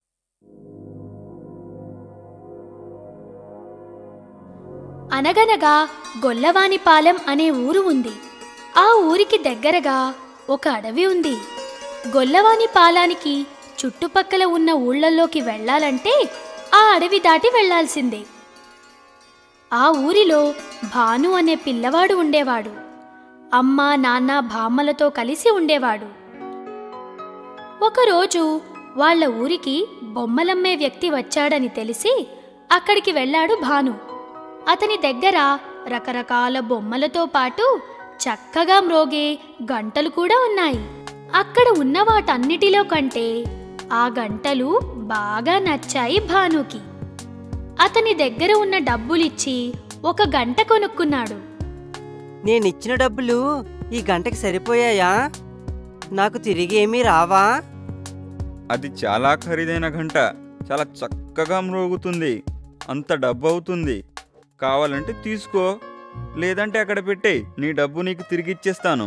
రండి బాబు రండి, చాలా చక్కనైన బొమ్మలు, రండి చౌకైన బొమ్మలు, ఆ బొమ్మలు బొమ్మలు బొమ్మలే.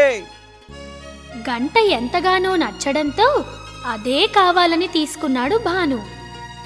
ఇక పక్క ఊరికి వెళ్ళి బొమ్మలు అమ్ముకుందామని అన్నీ సర్దుకొని అక్కడి నుండి బయలుదేరాడు బొమ్మల వ్యాపారి. పక్క ఊరికి వెళ్ళటానికి అడవి గుండా వెళ్ళాడు ఆ వ్యక్తి.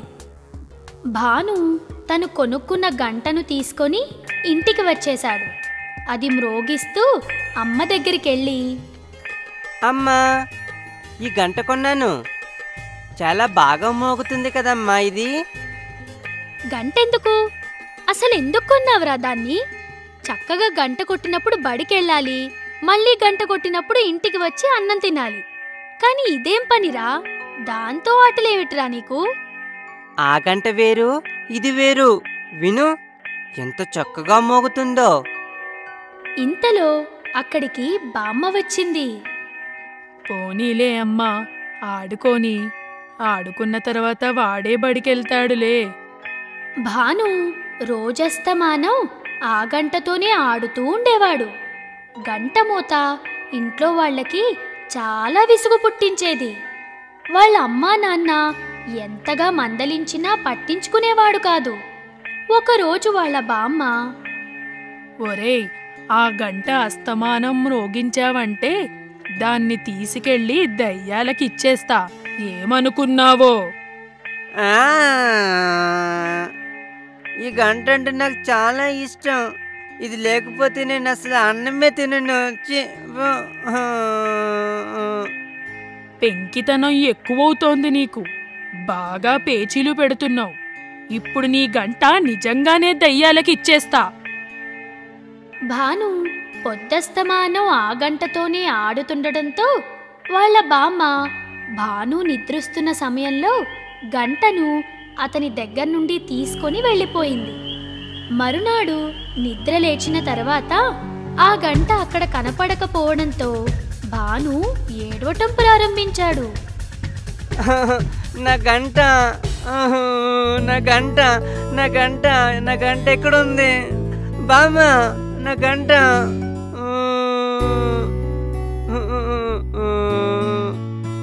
ఇప్పుడు ఏడ్చే లాభం? నీ గంట రాత్రి దయ్యాలు పట్టుకుపోయాయి. అదిగో అక్కడ దూరంగా అడవిలోకి పట్టుకుపోయాయి అని బామ్మ అనటంతో భాను చాలాసేపు ఏడ్చి ఏడ్చి అన్నం తినకుండా పడుకున్నాడు. సాయంత్రం అయింది. ఇంతలో గంటల శబ్దాలు వినిపించటం ప్రారంభించాయి. అవి దూరంగా ఉన్న అడవి నుండి వినిపిస్తున్నాయి. ఆ శబ్దాలకు భాను నిద్రలేచాడు. అవి అడవి నుండి రావటం గమనించాడు. ఊర్లో వారందరూ కూడా గంటలు ఎక్కడి నుండి వినిపిస్తున్నాయో అని వీధుల్లోకి వచ్చి గమనిస్తున్నారు. అడవి నుండి వస్తున్నాయని నిర్ధారించుకున్నా ఆ సమయంలో ఎందుకు వస్తున్నాయో ఎవరికీ అర్థం కావటం లేదు. భాను కూడా వీధిలోకి వచ్చి అందరితో పాటే అక్కడే ఉన్నాడు. ఊర్లో వారందరూ కూడా అయోమయంలో ఉండగా భాను ఇలా అన్నాడు. అవి దెయ్యాలు మోగిస్తున్నాయి, దెయ్యాలు గంటలు మోగిస్తున్నాయి.